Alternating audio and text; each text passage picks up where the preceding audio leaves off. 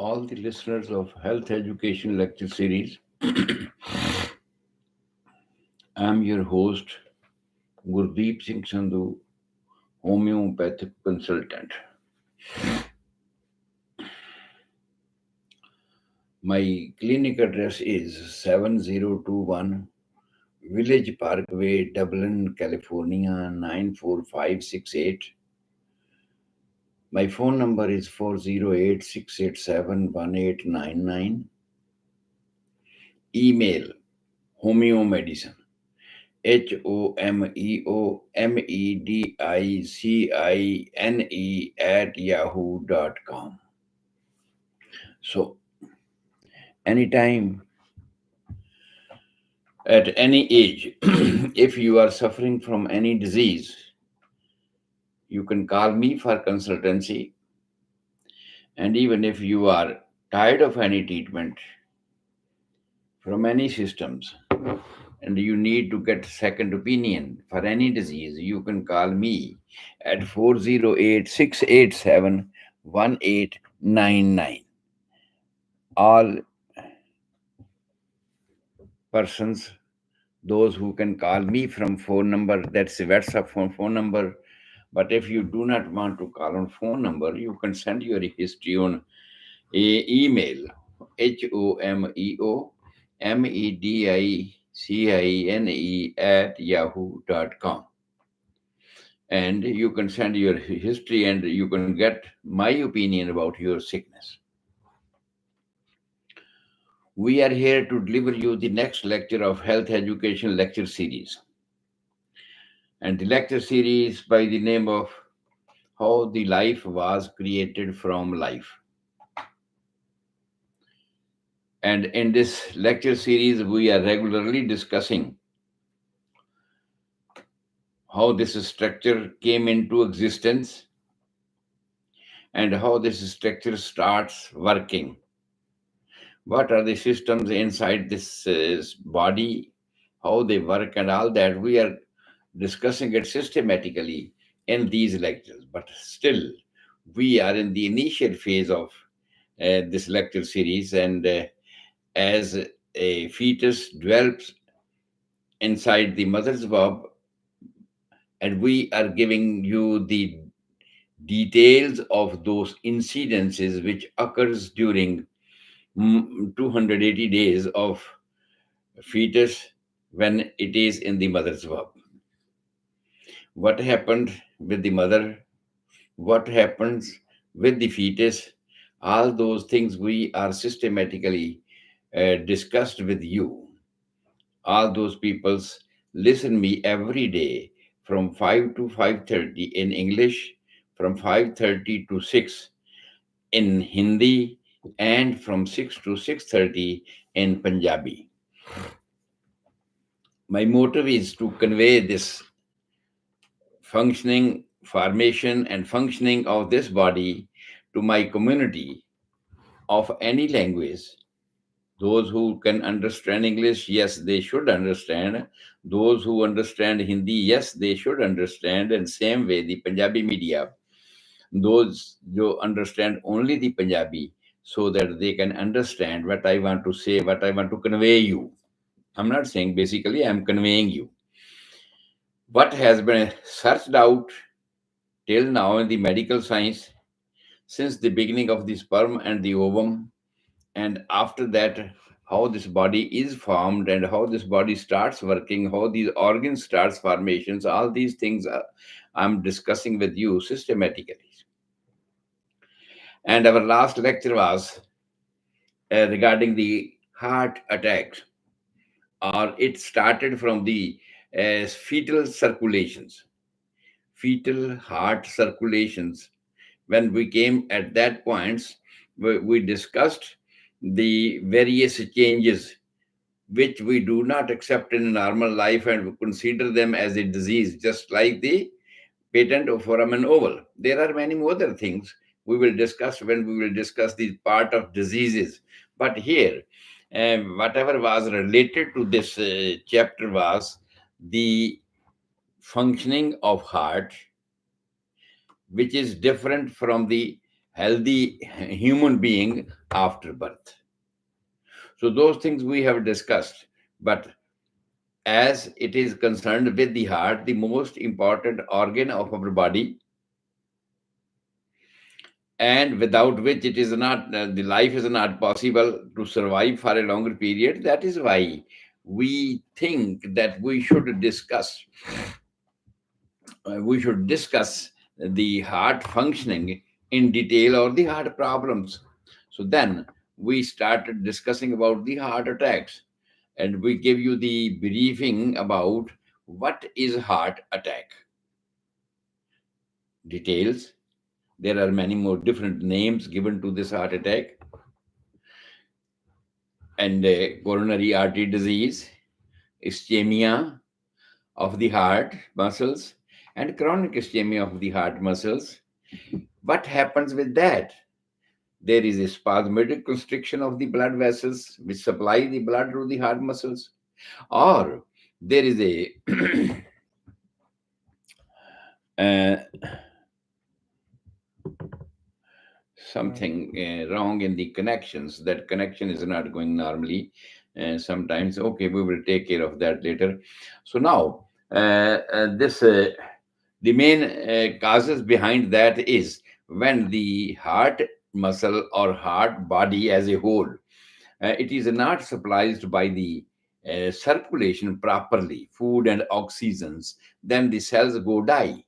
And in this process, those muscles or those fibers or those cells which are not able to be revived in life, they go die. And their functions, whatever they are supposed to perform the function, to perform the normal circulations, the body is devoid of that. Body cannot get that functions, and that is a resultant in our blood pressure, in our palpitations, in our pulse rates, even in our respiration rate as well. So all these things indicate us that something is wrong inside the heart. And we calculate, we have all the measurements about that. The medical science has already measurements of these things. What valve is not working, what muscle is not working, and where we can see the signs, and what are the signs at this time in the present case of heart attacks. So all these things we have already discussed in our previous lectures when there is a heart attack. And after that, in the last lecture, we discussed about the management and treatment. What management you can do, that I can just revise it because it's a more important things. It's very, very important things for our survival. And everybody should know about this thing, that when these type of conditions occurs in our body and there are questions of survival, at that time you are advised to use any of the science, any of the miracle, any of the processes, any of the medicines which you know of is better to give to survive, to linger on the life. So there is no question of pathy, because pathies, we are the persons who differentiated the pathies depending upon the formation of the medicines.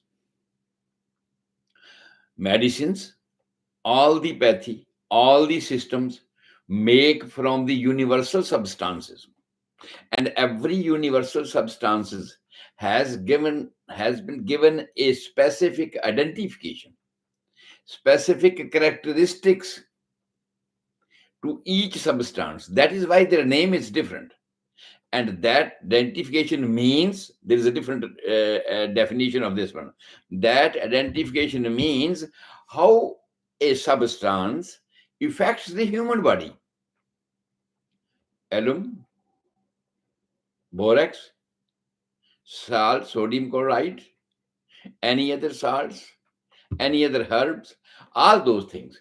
When they are given, when we botanically give their names, or when we name them in medical science, it means different name has different identity. Identity means that how this affects our body, individual characteristics.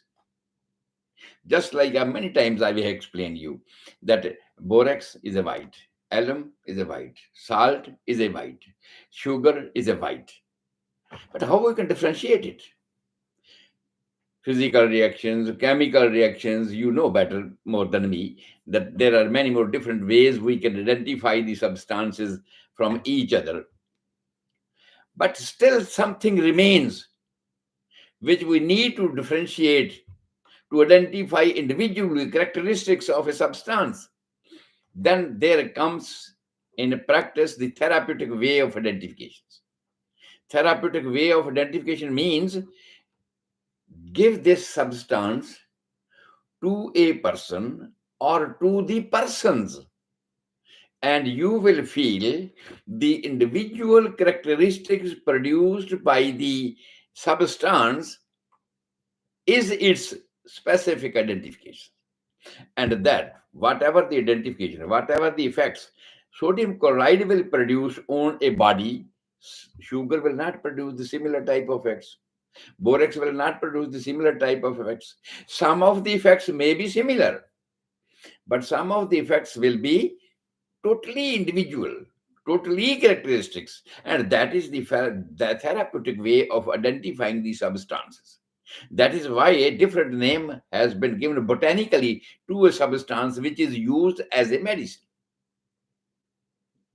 So, in this way, we are at the heart attack, that under condition of a heart attacks, you are authorized naturally for the survivals.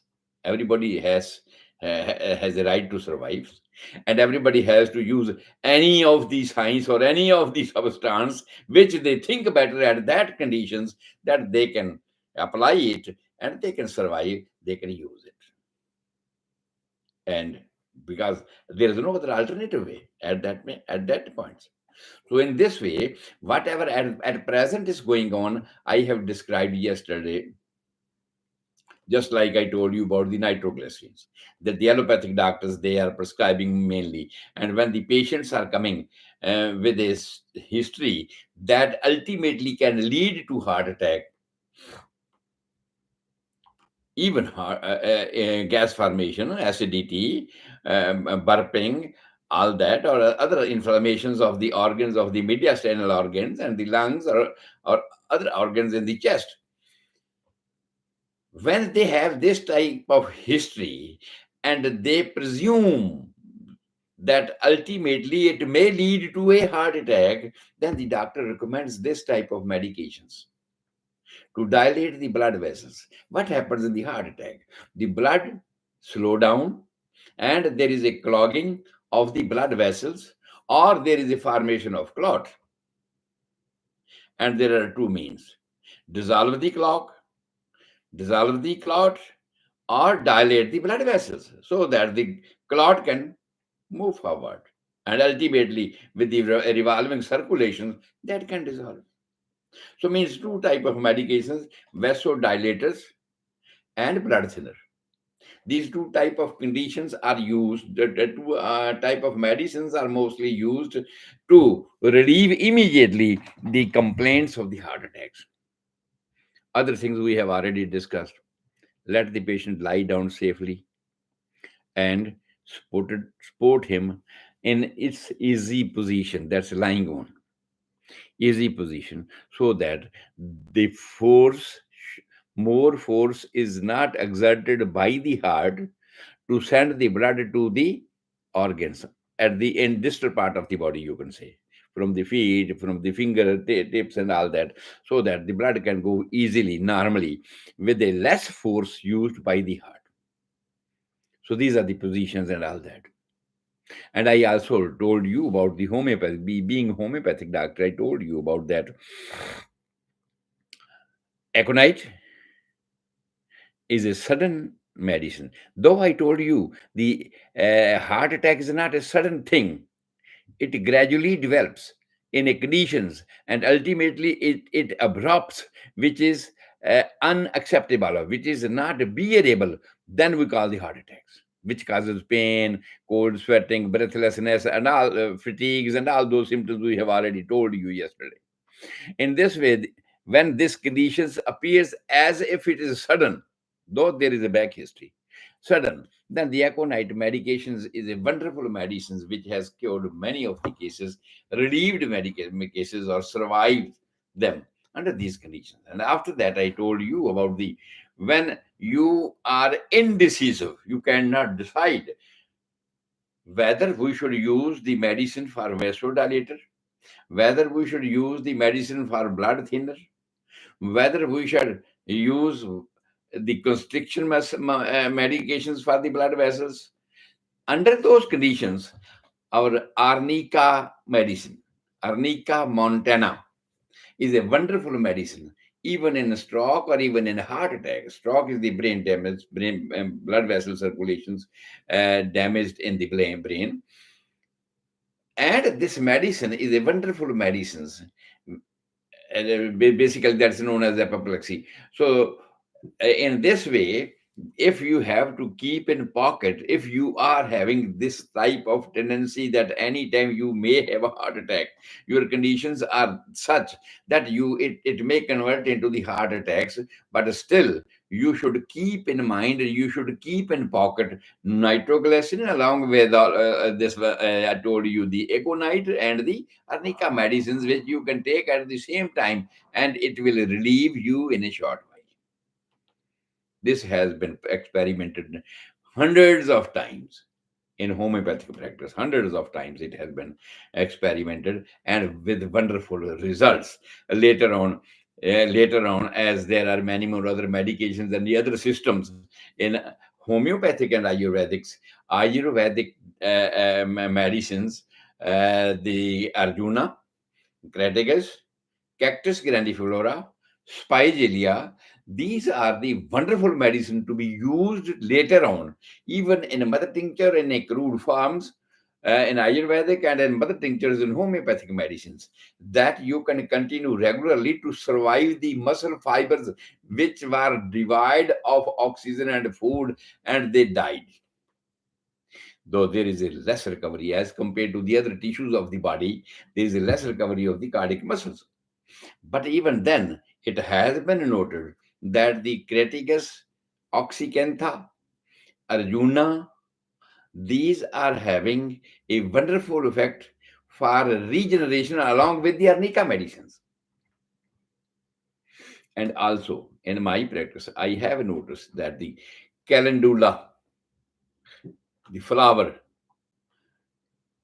in India we say genda flower, and that has a wonderful medicinal effect, that has a wonderful medicine anti-inflammatory effects, to relieve the inflammation, to relieve the pain and swellings, and also the recovery of the repair of the cells. So arnica, calendula, these are wonderful medicines to be used later on, even for a longer period. You can use it as long as in a lower potency, as long as it is recovered. Though until now, it has been known that the heart attack, when there is a heart attack and some of the muscles has gone die, they are not recovered. Whereas it has been noted in homeopathic practice and even in Ayurvedic practice that these medications are having a wonderful results to repair these tissues into health. And I'm saying Crataegus, Arjuna, Cactus grandiflora, Spigelia, Calendula. And in emergency, I told you about this one, the aconite and also the arnica. Moreover, depending upon the history, if a person was having a blood pressure, just like you use the nitroglycerin to survive for the blood dilatation of the blood vessels to survive, so that the clot can go forward, and a person can survive in that conditions, so that the muscle fibers should not die because of that divide of the blood circulations. Then gluonine is also a wonderful medicine under those conditions, which can recover the emergency at that time. Even after that, if a person is having hypertension, and the hypertension is the result of heart attack, then under those conditions, the gluonine medicines is a wonderful effect. So this is what has already been discussed with you at this phase. When the fetus was in the mother's womb, we are discussing the complications to the fetus. And in between, we have just discussed about this one, the heart attacks. So the other condition which we have to discuss today, we have to start the chapter of that: anomalies of a fetus. You can say the congenital abnormalities of a fetus. Basically, fetus is a term used after 12th week of pregnancy up to the delivery. Embryo is used from the first very day of the pregnancy, when it is fertilized, and up to the 12th week of pregnancy. Mostly some of them, they say that 10th, but no, it's 12th week. Till that, all the systems are organized, and they start farming. Beginning of the all the cells inside the body, or the systems inside the body, they start farming. And after that, there is a development period of the second trimester. This is what we have already discussed in many lectures, that how this body is discovered. So we have discussed the congenital abnormalities of the fetus when it is inside mother's womb. Previously, it was only diagnosed when the child is born. When the fetus is born, becomes child. But now there are devices that we can diagnose all these conditions before the birth of a child. There are many more other abnormalities which we can diagnose even before the child is born in the mother's womb. So, as long as the science is developing and we are having different techniques to diagnose in the preliminary stages to every disease, then there are chances to recover them or to rule out those type of abnormalities. But here, even then, these are the abnormalities we are discussing today, that these abnormalities can cause a handicapness in a child later on in his life. Okay, and as per the WHO rules, 6% all over world, 6% children suffer from congenital abnormalities and die, which could not be recovered, and die.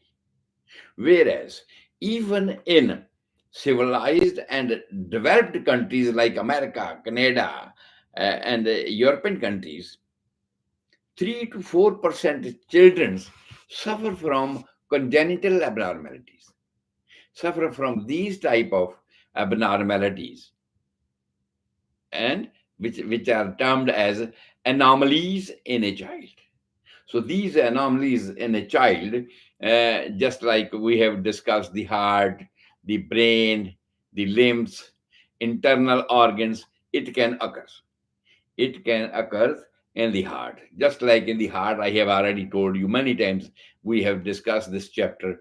The congenital abnormalities of the heart is the patent foramen ovale. Patent foramen ovale means that temporary arrangement made by the nature in mother's womb to supply the blood to the whole body which is coming from the mother. Because at that time, lungs are not working, and lungs are not supplying the oxygen inside the fetal body, then mother has to supply all those food material as well as the oxygen. And that pathway for this blood which is coming from the mother and also from the fetal body, the other organs has only one way to reach to the recycle systemic circulations into the body. That is only possible if there will be any alternative arrangement, that from the right atrium the blood will go to the left atrium in spite of going to the lungs, as in our human beings, as in our bodies, as after birth we assume that it should be. But here we are saying that that foramen over, which was arranged temporarily by the nature when it is in the mother's womb, sometimes because of the deficiencies, various deficiencies we will discuss later, sometimes because of the deficiencies, some of the other causes, that foramen remains patent, means remains open. And under those conditions, a mixture of oxygenated and the deoxygenated blood is mixed, goes to the left atrium, and the same is supplied to the body, which do not have 100% oxygen. And when the 100% oxygen is not supplied to the tissues, hum aadmi hai ekdam hi. And dam depends upon the breathing, depends upon the oxygen. And excretion and secretion. Excretion and inhalation, basically. Excretion means excretion of the gases, and inhalation of the oxygen. When this process is not performed normally and quantitatively, quantitative means 100% oxygen. Our body needs 100% oxygen. And if it is less, definitely it will work less. And what it has to work, you know that all these organs needs the oxygen, 100% oxygen, and their function will not be normal if it is not 100%. So this is what happens. This is what happens inside the body, in the heart. And second one thing I told you, but that's not abnormality. That's not basically any abnormality. If all other things are going on normal, that is dextrocardia. That when under which conditions the heart is on the right side in spite of left side. A very rare conditions. A very rare condition where heart is on the right side, not on the left sides. But this is not a abnormality. Some people are right-handed, some people are left-handed, and some other conditions are changes in different person to person. In this way, we cannot say this is abnormality, but this is a congenital structural formation. Okay, so in this way, these are some of the heart problems, and plus the heart problems of the valves. Sometimes atresia, sometimes constriction of the heart valves, or sometimes the stricture of the heart valves, which do not allow the blood to go forward. They are strictly joined with each other. They are not open.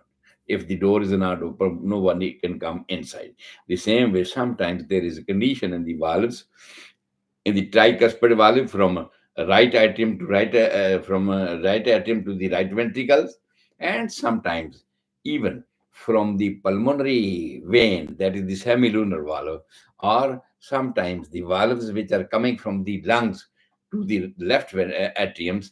They, all these valves may have atresia, may have anything abnormality which do not allow the blood to fill the underlying organs, the underlying chamber of the heart. In this way, the circulation to the whole body is not proper. And if the circulation to the whole body is not proper, then ultimately it produces many various symptoms.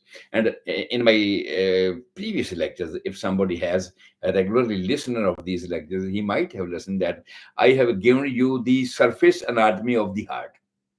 Surface anatomy of the heart, that means You can judge from outside, from the chest wall, that where is our tricuspid valve, where is our pulmonary valve, where is our mitral valve. All these things you can identify from your chest wall outwardly, and that is known as surface anatomy. And I have given you the surface anatomy of all these valves of the heart, so that by stethoscope examinations, a perfect doctor can understand and can diagnose that what valve is not functioning normally, having atresia, okay, having constrictions, is not open normally, so is stuck together. Okay, all these things causes some abnormal heartbeats. They causes abnormality in the whole body, in the whole system. Because when the food is not supplied normally, automatically the body will not develop normal. So next, in our tomorrow's lectures, we will discuss about the other abnormalities, just like abnormalities in the brain, abnormalities in the limbs, abnormalities in the internal organs. So these are all the abnormalities. And then we will discuss the causative factors. So what are the causative factors which can cause these type of abnormalities in the fetal, in the fetus, which is still in the mother's womb, and even after that? Because we diagnose most of the cases, we diagnose after when it is born, so that's why we call it in the babies. Okay, so when newborn kids is examined and we found there are many more other abnormalities, we will discuss the causes tomorrow in our this lectures. So now this is the time for the Hindi lectures.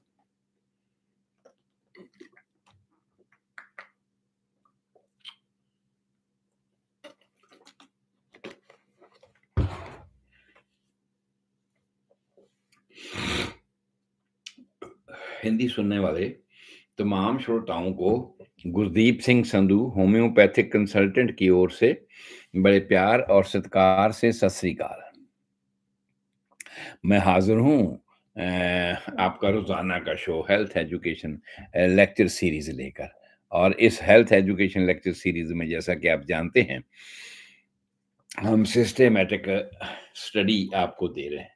Systematic study इस शरीर के बारे में, इस शरीर की बनतर के बारे में, और लाइफ कैसे शुरू हुआ, कब शुरू हुआ और कहाँ शुरू हुआ, और उसके बाद उसके साथ क्या क्या हुआ, जब तक ये माँ के पेट से बाहर नहीं आता तब तक इसके साथ क्या क्या हुआ, वो सब घटनाएं जो आपकी आंखों से ओझल हैं, आपकी आंखों से दूर हैं, परे हैं, आप नहीं जानते। जो चीज दिखाई देती है वो तो सभी जानते हैं, लेकिन जो चीज आपकी आंखों से छुपी हुई, आजकल तो आंखों से छुपी नहीं कह सकते ना, क्योंकि अल्ट्रासाउंड हमारे पास है। इस तरह की डिवाइसेस अब हमारे पास हैं, जिनकी वजह से हम वो चीजें भी जान लेते हैं जो हमारी ओपन आंख नहीं दे सकती, उनको भी देख लेते हैं कि पर्दे के पीछे क्या है।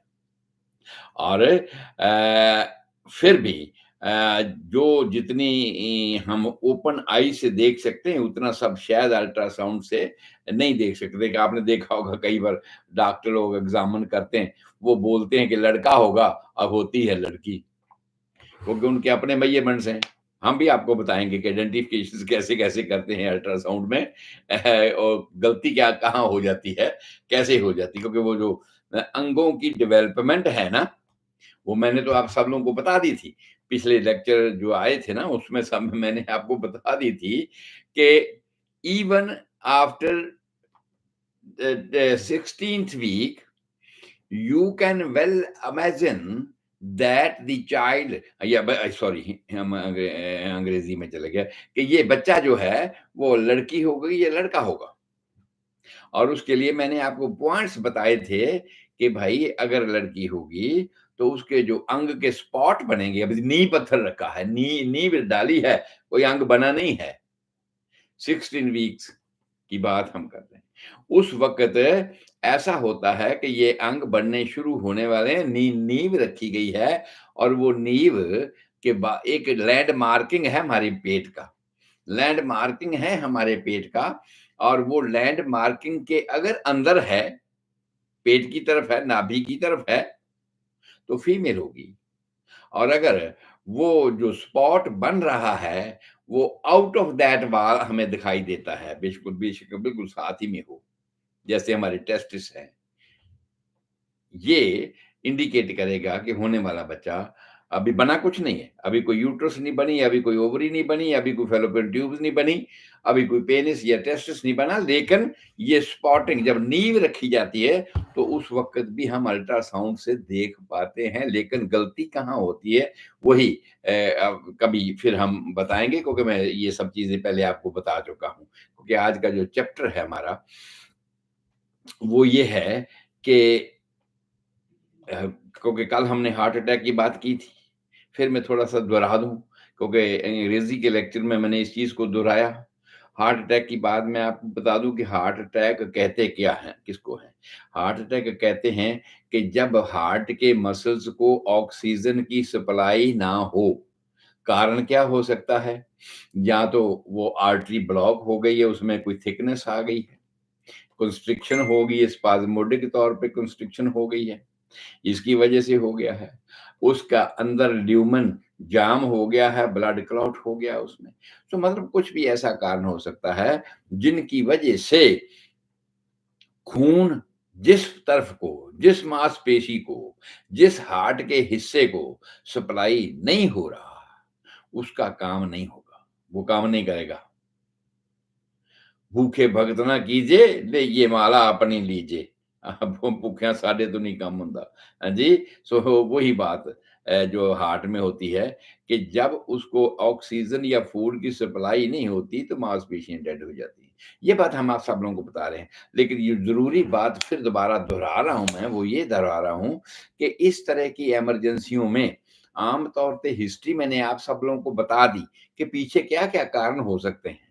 चेस्ट के अंदर कितने-कितने ऑर्गन हैं और उनमें क्या-क्या डिफेक्ट हो सकता है, जो अल्टीमेटली लीड कर सकता है कि इसको हार्ट अटैक हो सकता है, कि भाई ऐसी-ऐसी प्रॉब्लम है, अपना बचाव रखो, कभी भी हार्ट अटैक हो सकता है। आम डॉक्टर बोलते ही हैं कि भाई अगर ऐसी-ऐसी बात है, तो अगर ऐसा नहीं हुआ तो ये हो सकता है, पहले बचाव कर लो, ये आम ही डॉक्टर बोलते हैं ना। तो उसी तरह जो हार्ट अटैक की हिस्ट्री है, बेसिक हिस्ट्री, पीछे की हिस्ट्री है, अगर उस तरह की हिस्ट्री होती है कि रेगुलर बर्पिंग हो रही है, रेगुलर एसिडिटी बन रही है, रेगुलर गैस है, या इस तरह की और बहुत सी स्वेलिंग की, मीडियास्टेनिक के अंदर जितने भी अंग हैं उनकी स्वेलिंग की या ऑब्स्ट्रक्शन की कोई बात चल रही होती है, तो किसी भी तरह की ब्लॉकेज होती है, तो वो अल्टीमेटली हार्ट अटैक को लीड कर सकती है, हार्ट की प्रॉब्लम को लीड कर सकती है। तो इस तरह के केसेस के लिए मैंने ये बताया कि डॉक्टर लोग जो हैं, वो आम तौर पे कुछ एक दवाइयाँ सजेस्ट करते हैं और इस तरह के पेशेंट्स को वो कहते हैं कि भई हमेशा जेब में रखो। अगर कोई ऐसा इमरजेंसी में हो, तो उसको आप इस्तेमाल कर सकते हैं। जैसे इम्पोर्टेंट तौर पे चलती है नाइट्रोग्लिसरीन, और नाइट्रोग्लिसरीन जो है सब डॉक्टर लोग उनको देते हैं, जिसका मतलब होता है वैसोडायलेटर, कि जो नाड़ी में किसी में खून आके जम गया है, नहीं आगे जा रहा, खून संघना हो गया है, तो उस वेसल को डायलेट कर दो ताकि वो निकल जाए। दरवाज़ा चौड़ा कर दो ताकि वो निकल जाए। और इसी तरह ही कुछ ब्लड थिनर डॉक्टर लोग एडवाइस करते हैं, और जिससे क्या होता है कि खून पतला हो जाए, और खून पतला होने के साथ-साथ वो जो ब्लड जहाँ का रुक गया था वो चला जाए।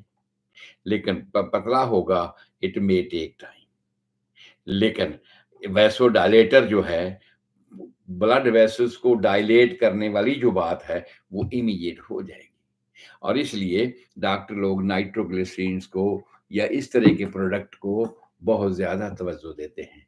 वैसे भी बहुत सारे प्लेबिक्स या और बहुत सी चीज़ें हैं जो डॉक्टर एलोपैथिक डॉक्टर लिखते हैं, और मैंने इसके संबंध में, या बीइंग होम्योपैथिक आयुर्वेदिक कंसल्टेंट, मैंने आप सब लोगों को बताया था कि हमारे यहाँ एकोनाइट एक इस तरह की मेडिसिन है, अर्निका इस तरह की मेडिसिन है, कैलेंडुला इस तरह की मेडिसिन है, लेकिन इमरजेंसी में हम एकोनाइट को सबसे ज़्यादा 100% मार्क्स देते हैं। इमरजेंसी को कवर जब आप नहीं जानते कि क्या हुआ है। और होम्योपैथिक मेडिसिन की खासियत ये है, इसके खासियत को बताने के लिए मैंने आपको अपोप्लेक्सी की एग्जांपल दी बहुत बार। ब्रेन में हेमरेज हो गया, कारण क्या हुआ ये बात की बात है। हाई हाई ब्लड प्रेशर था या ब्लड थिक हो गया था, प्लेटलेट्स काउंट बढ़ गया था, क्या था वो बात की बात है। लेकिन उस हिसाब में जब अनकॉन्शियस होता है बंदा, एपोप्लेक्सी के हालात में जब अनकॉन्शियस होता है आदमी, तो उस वक़्त डॉक्टर के लिए बहुत बड़ी मुसीबत हो जाती है फैसला करना कि भाई इसको ब्लड थिनर दें या वैसोडाइलेटर दें और क्लॉट को डायलेट करने के लिए दवाई दें। फैसला करना मुश्किल हो जाता है कि अगर ऐसा ना हो कि ब्लड वेसल रप्चर हो गया हो, तो हम ब्लड थिनर दें, तो ब्लड और बह जाएगा। अगर ब्लड क्लॉटिंग हम दे दें, तो हो सकता है ब्लड तो पहले ही ब्लड वेसल्स को क्लॉट करके ऐसा हुआ हो, तो फिर और बढ़ जाएगा। तो इसलिए इनडिसिसिव होता है उनका फैसला। और मैं होम्योपैथिक प्रैक्टिस के लिहाज के से आप सब लोगों को ये बताना चाहता हूँ कि अर्निका हमारी ऐसी मेडिसिन है, जो कुदरत के लिहाज में क्या चाहिए उस वक़्त उसको करती है। हम इमरजेंसी की बात करते हैं, वैसे तो हर एक मेडिसिन का पोटेंटाइज़ फॉर्म में ऐसा है कि सिम्पटम के बेस पर जो सिलेक्ट होती है, सिम्पटम आते ही ये बात बताने के लिए हैं कि भाई या ये करने की ज़रूरत है। उल्टी आती है ना, तो नेचर हमें बता रही है कि अंदर कुछ ऐसा आ गया है, टॉक्सिन, ज़हरीला मादा आ गया है जिसको शरीर बर्दाश्त नहीं करता, आपको बाहर निकालना है, कुदरत निकालने की कोशिश कर रही है, वो कामयाब नहीं हो रही या सफिशिएंट नहीं है उसका प्रोसेस। तो फिर वो जो सिम्पटम्स हैं, वो जो निशानियाँ हैं, सिमिलैरिटी इसी को बोलते हैं।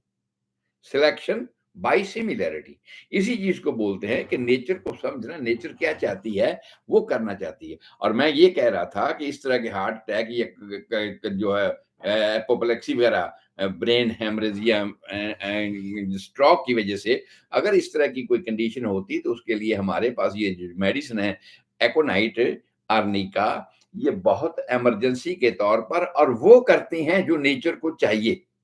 उल्टी की तो बात मैंने बता दी ना, कि आप सब लोगों को आसानी से समझ आ सके। अंदर ब्रेन में क्या हो रहा है आप नहीं समझ रहे हैं। लेकिन एक्सपेरिमेंट ने थ्रू आउट लाइफ ये प्रैक्टिस करते हुए बहुत से केसेस इस तरह के आए जिन पर ये हमें तजर्बा हुआ इस बात का कि अर्निका मेडिसिन वही करती है जैसे उल्टी आने में हमारी मेडिसिन वो चीज को निकालने की कोशिश करती है, वट एवर वे। इसी तरह अर्निका मेडिसिन एपोप्लेक्सी के केस में या हार्ट अटैक के केस में, ब्रेन की बात हो चाहे हार्ट की बात हो, ये वो करती हैं जो उस वक्त चाहिए। डायलेटर करना चाहिए तो अर्निका डायलेट करेगी ब्लड वेसल ताकि खून बह जाए। ब्लड को पतला करना चाहिए तो ये उसको पतला करेगी जो खून निकल जाए। इसी तरह ब्रेन के लिए भी वही काम ये इस तरह का करती है अर्निका मेडिसिन्स। तो इसकी मैंने आप सब लोगों को बता दी कि भाई ये हमारी मेडिसिन्स हैं, ये भी आप अपनी जेब में रख सकते हैं और सेफ है।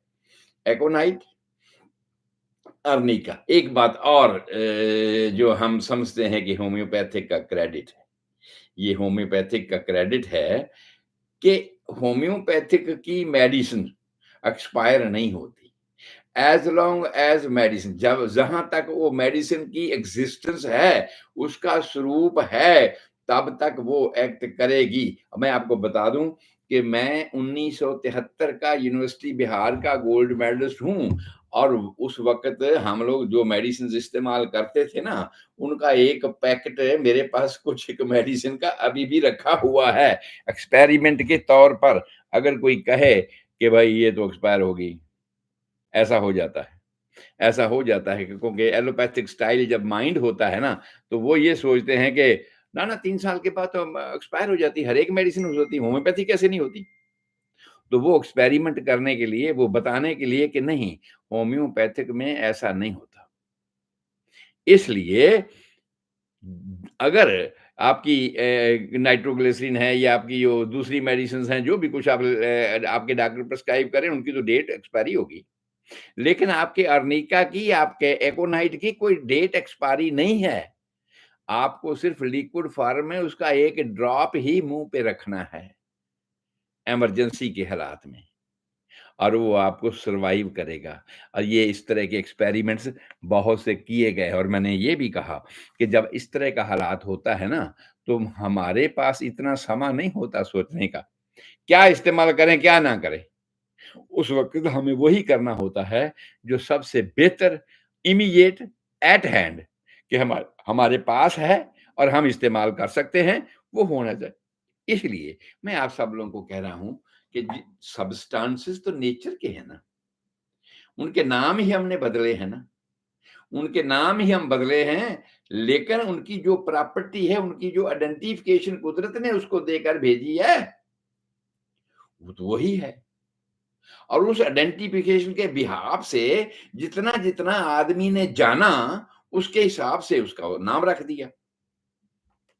मैंने अभी एग्जांपल दी आपको अंग्रेजी के लेक्चर में कि चीनी है या सुहागा है या सोडियम क्लोराइड लून है, ये सब बहुत सी चीजें, बोरेक्स है, बहुत सी चीजें हैं जो वाइट हैं, लेकिन उनका कुछ एक्सपेरिमेंट है ना हमारे पास। जैसे लो चून का मिश्रण हम छोटी छोटी क्लासों में से डिफरेंट करते थे ना, उसी तरह इनका भी एक्सपेरिमेंट है ना, कि कैसे कैसे हम बताएंगे ये तो चीनी है, ये सुहागा है, ये फिटकरी है, सोडियम क्लोराइड ये लून है, बता पाएंगे ना।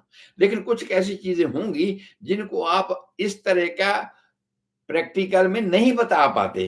जब नहीं बता पाते तो उसके लिए एक और इन्वेंशन है, उसको हम बोलते हैं थेराप्यूटिक वे ऑफ आइडेंटिफिकेशन।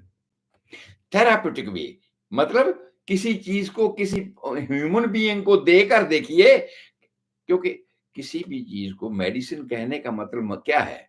उसका मतलब ये है कि how it effects the human body, कि कोई भी तत्व, कोई भी सब्सटेंस जो नेचर ने पैदा किया है, वो ह्यूमन बॉडी को किस तरह असर करता है। और हर मेडिसिन असर करेगी, उसके इंडिविजुअल कैरेक्टर होंगे, फीलिंग, डिजायर, अवर्शंस, ये सब चीजें उसमें आएंगी, मनुष्य में आ जाएंगी।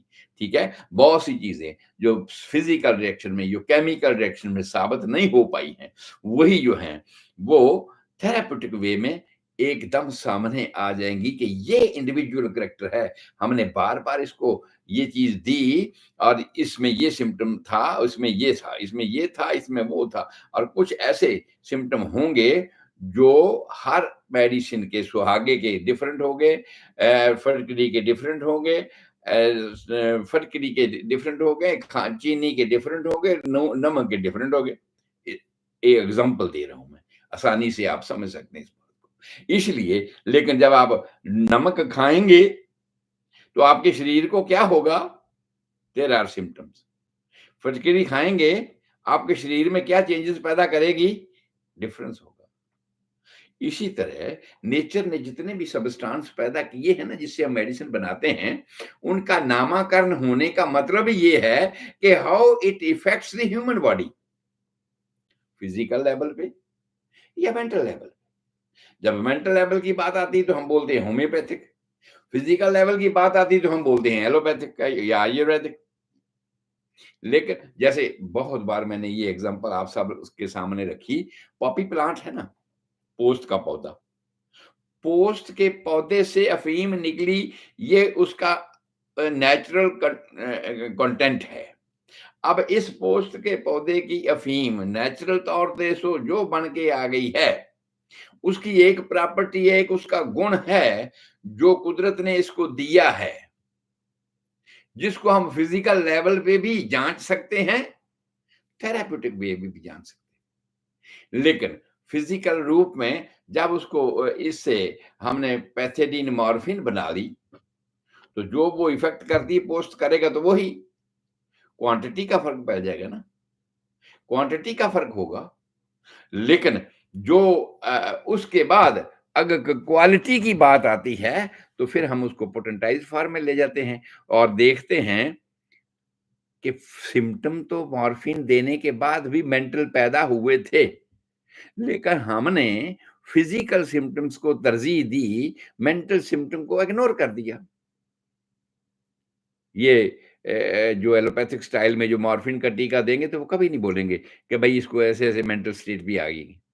होम्योपैथिक वाले पकड़ते ही मेंटल स्टेट को हैं, फिजिकल सिम्टम, फिजिकल ड्राइनेस, ये वो सब वो उसको वही सिम्टम होंगे, लेकिन मेंटल सिम्टम एडिशनल आपको सामने आएंगे जो आप होम्योपैथिक पोटेंटाइज्ड फॉर्म में उसको देंगे तो ऐसा।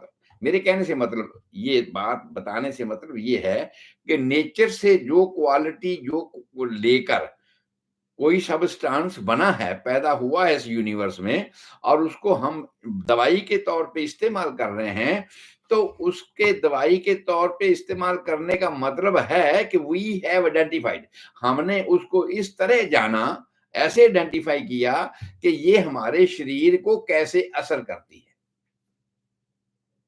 और वो कैसे असर करती है, वो कैसे जानेंगे? फिजिकल लेवल पे जानेंगे या मेंटल लेवल पे जानेंगे? जब हम मटेरियल डोज को इफेक्ट करते हैं, असर करती है, तो वो फिजिकल लेवल पे करती है, और जब वो हम पोटेंटाइज्ड फॉर्म में जाते हैं तो वो करती है, मेंटल लेवल पे ज्यादा करती है। और ये सब चीजें अब तक एक्सपेरिमेंट हो चुकी हैं। तो मैं ये आपको कह रहा हूं कि एंजाइटी के तौर पर, स्ट्रेस के तौर पर, होने वाले हार्ट अटैक हों, या फिजिकल लेवल पे आ गई प्रॉब्लम्स ब्लड वेसल्स की या किसी की तरह की प्रॉब्लम से, अगर हार्ट अटैक है, तो उसके लिए इमीडिएट इमरजेंसी दोनों तरह की कवर करने के लिए हमारे पास एकोनाइट और अरनिका से बढ़िया और कोई मेडिसिन नहीं। उसके बाद लॉन्ग टर्म ट्रीटमेंट के लिए मैंने आप सब लोगों को बताया कि अर्जुना, क्रेटेगस और ये जो है कैक्टस ग्रैंडीफ्लोरा, कैक्टस से बना हुआ है, ठीक है? कैक्टस आप समझते हैं जैसे चित्रचोर होती है ना, इसी तरह कैक्टस भी होता है इसका, जिससे क्रेटेगस ऑक्सीकेंथा बनती है, उसकी अपनी अपनी आइडेंटिफिकेशन है, उससे बनती है।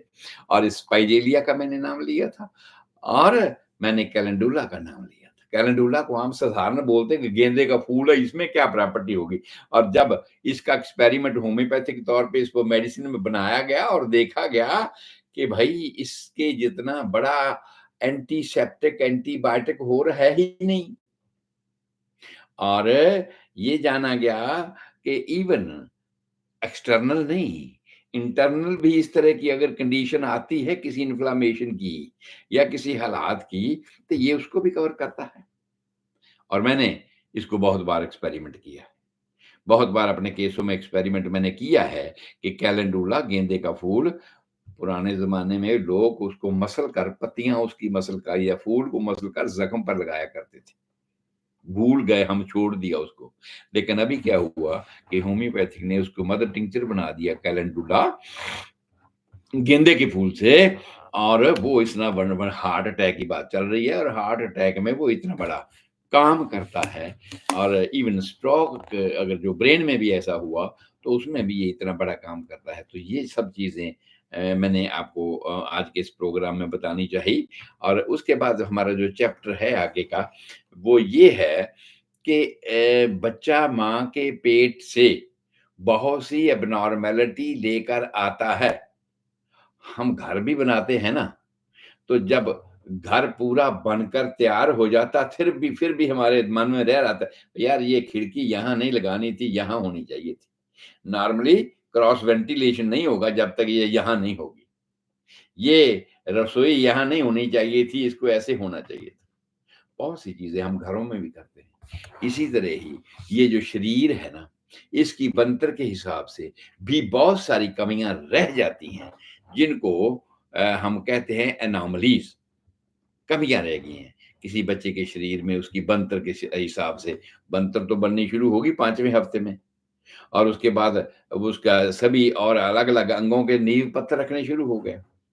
लेकिन उसके बाद सेकंड ट्रिमेस्टर, फर्स्ट ट्रिमेस्टर में सब कुछ हो गया, निशानदेही होगी कि कहाँ रसोई बनेगी, कहाँ लिविंग रूम बनेगा, कहाँ बेडरूम बनेगा, कहाँ क्या बनेगा, हो गई। और फर्स्ट ट्रिमेस्टर की बात है जो 12th वीक तक है। और उसके बाद फिर ये जो हमने नींव पत्थर सभी नींवें रख दी थी, उसके बाद उसकी तमीर होनी शुरू होती है सेकंड वीक, सेकंड ट्रिमेस्टर, दूसरे 3 महीने, मतलब 3 से लेकर 6 महीने की प्रेगनेंसी में ये सब जितने भी अंग हैं बनने शुरू हो जाते हैं।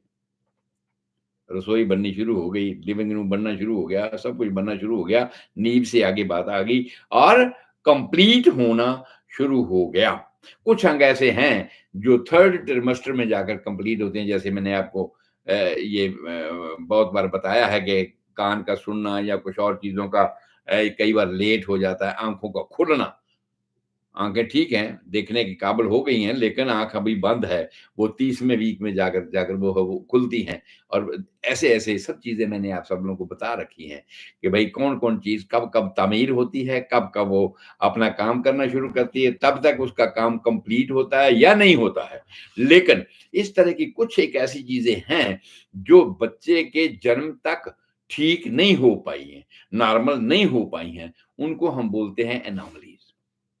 और ये जो एनोमलीज़ हैं, इन ये प्रॉब्लम केवल बच्चे के साथ है, माँ से लेकर आ रहा है। माँ की प्रॉब्लम्स हमने पूरी डिस्कस कर ली थी। बच्चे के शरीर में भी जो-जो चीज़ें आगे आएँगी और उनमें से जो बच्चा को बहुत सी चीज़ें ऐसी जैसे फोरामेन ओवल पेटेंट की बात मैंने की थी। और इस तरह की या जो प्लेसेंटा नॉर्मल नहीं लगा था, प्लेसेंटा प्रीविया हो गया था, उसकी बात मैंने आप सब लोगों को कही थी कि नॉर्मल जगह से नहीं लगा, कहीं और जाके लग गया। उसका क्या-क्या होगा, कैसे होगा? ये सब चीज़ें मैंने आप सब लोगों को इन प्रोग्रामों में बता दी। अब बच्चा बाहर आने वाला है, तब तक उसके शरीर में कौन-सी ऐसी कमियाँ रह जाती हैं, फिर भी जिनको हमें जानना है। और ये जो चैप्टर हमारा लेक्चर आएगा, वो ये इस बात के लिए होगा कि बच्चे के शरीर में कौन-कौन सी कमियाँ रह जाती हैं। अब तक का जो डाटा ये जानना इसलिए बहुत ज़रूरी है कि इतनी छोटी-सी बात नहीं है। हर आदमी हम लोग खुशकिस्मत हैं कि आँख, नाक, कान, हमारी 5 इंद्रियाँ सब नॉर्मल हैं और सभी काम करती हैं। हम खुशकिस्मत हैं इस बात से। और ये लेकिन ये मत समझिए कि सभी इसी तरह के ही खुशकिस्मत हैं। जो इंटरनेशनल डाटा डब्ल्यूएचओ का बोलता है कि 6% लोग बच्चे बच्चे जो हैं 6% बच क्योंकि इनमें बहुत ज़्यादा हिस्सा उन लोगों का है जो अविकसित देश हैं, जहाँ पर बहुत सी डेफ़िशिएंसियाँ जो भी मैं डिस्कस करूँगा अगले प्रोग्रामों में, क्या-क्या डेफ़िशिएंसी हैं, कारण क्या-क्या हैं, क्यों ये एनोमलीज़ रह जाती हैं, वो जब हम डिस्कस करेंगे तो पता चलेगा कि उसमें 4 से 5% तक 4% तक वो देश हैं, जिनमें हमारी मेडिकल फैसिलिटी पूरी नहीं है, जिनमें उनको जो दिया जाना चाहिए खुराक के तौर पर वो पूरा नहीं है। उनकी वजह से उनमें एनोमलीज़ रह जाती। बेशक कुछ एक ऐसी एनोमलीज़ हैं, जिनका खुराक से संबंध नहीं है और वो चाहे विकसित देश हो, अमेरिका जैसा भी देश हो, विकसित देशों में भी कम से कम कुछ परसेंटेज बच्चे ऐसे हैं, जो इस तरह की एनोमलीज़, एबनॉर्मैलिटी स्ट्रक्चरल या फंक्शनल एबनॉर्मैलिटी लेकर पैदा होते हैं। उनके पीछे भी कहानी है। वो भी हम आप सब लोगों को बताएँगे कि भई क्या-क्या कारण है कि अमेरिका भर के विकसित देश में या जो अविकसित देश हैं, उनमें ये रेशियो इतनी बड़ी ज़्यादा क्यों है कि बच्चे नॉर्मल नहीं होते। बच्चा हम इंतज़ार करते हैं 280 दिन के बच्चा आएगा, खुशियाँ मनाएँगे, ये है, वो है। अभी तो हम पेट माँ के पेट में ही जानना शुरू कर देते हैं, क्योंकि मेरे हमारे पास डिवाइसेज़ हैं। जब ये डिवाइसेज़ नहीं थी, अल्ट्रासाउंड वगैरह नहीं था, उस वक़्त तो पता ही नहीं चलता, उस वक़्त तो तभी पता चलता था जब बच्चा पैदा हो जाता था। तभी पता चलता था कि लड़की है या लड़का है, तभी पता चलता था कि बच्चे में एबनॉर्मैलिटी कैसा है भई वो बच्चा, तो ऐसे-ऐसे और तरह का उसका मुँह है, मोनास्टर्स जिसको बोलते हैं। कभी कुछ है, कभी कुछ है, किसी की 6-6 उँगलियाँ होती हैं, ऋतिक रोशन वर्गे की वो इस तरह के बच्चे होते हैं, है तो वो भी अबनॉर्मैलिटी ना। लेकिन अगर जितना नॉर्मल हमारा स्ट्रक्चर है, किसी का वो भी ना हो, तो वो एक हैंडीकैप टाइप की चीज़ हो जाती है। और इस तरह की एबनॉर्मैलिटीज़ जो है, क्यों होती हैं? कहाँ-कहाँ होती हैं? इसके बारे में हम आपके साथ साझा करेंगे कल के प्रोग्राम में कि भई बच्चे के शरीर में एनोमलीज़ जो हैं, वो क्या-क्या होती हैं? किस-किस अंग जैसे अंगों की बात हम हार्ट की कर ही रहे हैं, तो हार्ट में कौन-कौन सी प्रॉब्लम होती है, वो भी हमने डिस्कस कर ही दिया है, लेकिन फिर भी कल के प्रोग्राम में इसको मैं थोड़ा फिर दोहरा दूँगा कि हार्ट में क्या-क्या प्रॉब्लम रह जाती हैं, जिसको एनोमलीज़ बोलते हैं। डिफ़ॉर्मिटीज़ आप बोल सकते हैं और जो डिफ़ॉर्मिटी हैं या एब्नॉर्मैलिटीज़ हैं, वो रह जाती हैं। इसी तरह ही ब्रेन में भी बहुत सारे की डिफ़ॉर्मिटी है। हम जानते हैं ब्रेन के जितने भी अंग हैं, मैंने आप सब लोगों को बता दिए हैं। सेरेब्रम है, सेरिबेलम है, मॉस है, मेडुला ओब्लोंगेटा है, पोन्स है। बहुत सारे अंग मैंने आपको बता दिए हैं, पर एबनॉर्मलिटी होती होगी और तो इसी में होगी ना, और वेंट्रिकल्स हैं इसी में सब क्योंकि मैंने बड़े आसान तरीके से आप सब लोगों को ब्रेन का समझा दिया। ब्रेन का चैप्टर हमारे मेडिकल कॉलेजों में सबसे डिफिकल्ट माना जाता है नर्वस सिस्टम का, और इसके बारे में जानकारी करने के लिए भी लोग सोचते हैं यार ये बहुत कॉम्प्लिकेटेड है, नर्वस सिस्टम को बहुत कॉम्प्लिकेटेड है। लेकिन मैंने आप सब लोगों को बड़े पंजाबी में बड़े आसानी तरीके से ये सब समझा दिया था कि ब्रेन का स्ट्रक्चर अंदर कैसे कैसे बना हुआ है, क्या है उसमें, वेंट्रिकल्स क्या चीज है, या पोन्स क्या चीज है, या सेरेब्रम क्या चीज है, ये सब चीजें मैंने आपको समझा दी थी। तो कल को हम ये बताएंगे कि इन चीजों में एबनॉर्मेलिटी क्या है, कोई कमी रह जाए, कोई ऐसा रह जाए तो क्यों रह जाता है, वो तो हम कारण बताएंगे, हम क्या ये कारण हो तो ये प्रॉब्लम आ सकती है, और कहाँ कहाँ आम तौर पर अभी तक नोट किया गया है उसकी शनाख्त हम कल करेंगे। मैं गुरदीप सिंह संधू, आपका होम्योपैथी कंसल्टेंट, आपकी सेवा में हाजिर हूँ। 7021 village Parkway, Dublin, California 94568। Phone number 408-687-1899। जैसा कि आप जानते हैं कि प्रोग्रामों को हमने ये जो रेडियो गीत संगीत है, सॉरी, बहुत पुराना याद नाम आ गया। जब मैंने सबसे पहले लेक्चर शुरू किए थे हेल्थ एजुकेशन के, तो रेडियो गीत संगीत था। 5 मई 1997 को मैंने पहला लेक्चर शुरू किया था अमेरिका में, और तब से लेकर बदस्तूर ये सिलसिला चल ही रहा है। सभी टीवी स्टेशनों पे, रेडियो स्टेशनों पे, न्यूज़पेपर्स में मेरे लेक्चर लगातार आ ही रहे हैं सेहत विज्ञान के तौर पर, ताकि आप लोग जान सकें कि भाई इस शरीर की बनतर क्या है, शरीर चलता कैसे है, इसमें कमियाँ क्या रह सकती हैं, इसी को तो बीमारियाँ बोलते हैं। और फिर उसका करना क्या है भाई? कुछ ठीक कर सकते हैं, कुछ नहीं ठीक कर सकते। जो कर सकते हैं, वो मेडिकल साइंस है, कि मेडिकल साइंस ये कर रही है, और मेडिकल साइंस की जो कमियाँ रह गई हैं, उनको आगे वो दुरुस्त करने के लिए अभी कोशिश जारी हैं। ऐसा नहीं है कि छोड़ दिया मेडिकल साइंस ने, नहीं, अभी भी उसकी कोशिश जारी है। तो अभी मैं बार-बार ये आपको बोलता हूँ कि इस रेडियो सबरंग रेडियो स्टेशन को आप इसकी ऐप डाउनलोड कर लें, और ट्यून इन पे जाकर आप इसको डाउनलोड कर लेते हैं ना, तो ट्यून इन पे दुनिया के किसी भी कोने में आप अपनी चलती कार में भी इसको सुन सकते हैं। कहाँ भी हैं, ऑस्ट्रेलिया में है, न्यूज़ीलैंड में है, या किसी भी देश में है दुनिया के कोने में, और ट्यून इन को डाउनलोड करते हैं तो आपके फ़ोन पे ट्यून इन डाउन हो गया, तो उसके बाद आप अब कारों पे जा रहे हैं, तो कारों पे भी आप सुन सकते हैं इसको, जितने भी प्रोग्राम हैं। और प्रोग्रामों का वेरवा मैंने आप सब लोगों को दिया, क्योंकि अलग-अलग देशों के टाइम तो अलग-अलग हैं। उसके हिसाब से ये जो टाइम मैं आपको बता रहा हूँ, वो कैलिफ़ोर्निया टाइमिंग्स हैं। कैलिफ़ोर्निया टाइमिंग के हिसाब से सुबह 6 बजे हम लोग गुरबानी का प्रोग्राम शुरू करते हैं, जिसमें जपजी साहब का पाठ होता है, और सैटरडे संडे को सुखमनी साहब का पाठ होता है। रोज़ाना 6 बजे से शुरू होता है। उसके बाद फिर शब्द कीर्तन होता है। शब्द कीर्तन के बाद फिर भजन कीर्तन होता है। उसके बाद फिर रंगारंग प्रोग्राम स्टार्ट होते हैं, जिसमें हिंदी फ़िल्मों के गाने होते हैं, और फिर पंजाबी फ़िल्मों के गाने होते हैं, उसके बाद फिर अच्छे हिंदी के किसी गायक के गाने होते हैं, अच्छे पंजाबी के किसी गायक के गाने होते हैं, और याद करा दूँ कि इन सब सेगमेंट्स में बीच-बीच में आप कॉमेडी सुनते हैं। अलग-अलग आपके कॉमेडियन जो जो वेल नोन कॉमेडियंस हैं, आपका एंटरटेनमेंट करने के लिए ये कॉमेडी स्किट्स आपके लिए पेश की जाती हैं, और शाम को 5 बजे मैं आपकी हाज़िरी भरता हूँ, ये प्रोग्राम सेहत विज्ञान का लेकर। और इस प्रोग्राम में हम लोग सिलसिलेवार जो स्टडी कर रहे हैं, जितने लोग शुरू से लेकर जुड़े हुए हैं, मैं समझता हूँ कि वो तो काफ़ी कुछ आम डॉक्टर की तरह जानने लग गए हैं कि इस शरीर की बनतर क्या है, ये शरीर चलता कैसे है। तो मैं फिर भी आप सब लोगों को ये कहता हूँ कि आपका थोड़ा-सा योगदान बनता है, और उसके लिए मैं आपका एडवांस में धन्यवाद करता हूँ कि भई, अगर ये प्रोग्राम आपको अच्छे लगते हैं, तो इसका फैलाव करने के लिए आप अपने और दोस्तों मित्रों को भी बताएँ।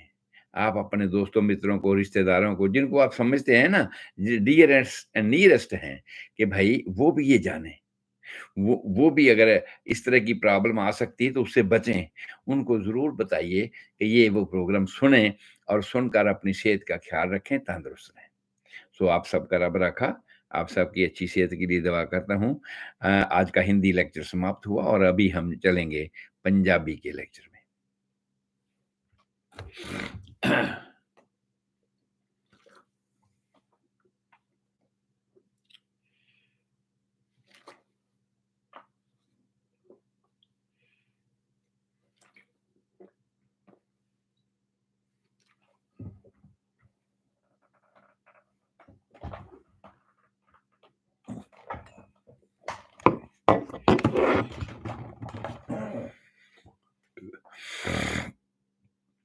ਹੈਲਥ ਐਜੂਕੇਸ਼ਨ ਲੈਕਚਰ ਸੀਰੀਜ਼ ਦਾ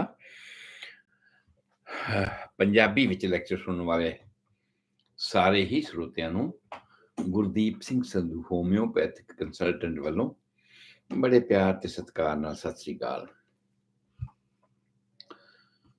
ਮੈਂ ਹਾਜ਼ਰ ਹਾਂ ਤੁਹਾਡਾ ਰੋਜ਼ਾਨਾ ਦਾ show health education lecture series ਲੈ ਕੇ, ਔਰ ਇਹ ਹੈਲਥ ਐਜੂਕੇਸ਼ਨ ਲੈਕਚਰ ਸੀਰੀਜ਼ ਤੁਸੀਂ ਸਬਰੰਗ ਰੇਡੀਓ ਸਟੇਸ਼ਨ ਤੇ ਸੁਣ ਰਹੇ ਹੋ, YouTube ਮੇਰੇ YouTube ਮੀਡੀਆ ਤੇ ਸੁਣ ਰਹੇ ਹੋ, ਜਾਂ ਜੋ ਹੈ ਫੇਸਬੁੱਕ ਮੀਡੀਆ ਤੇ ਤੁਸੀਂ ਮੈਨੂੰ ਵੇਖ ਵੀ ਰਹੇ ਹੋ, ਸੁਣ ਵੀ ਰਹੇ ਹੋ।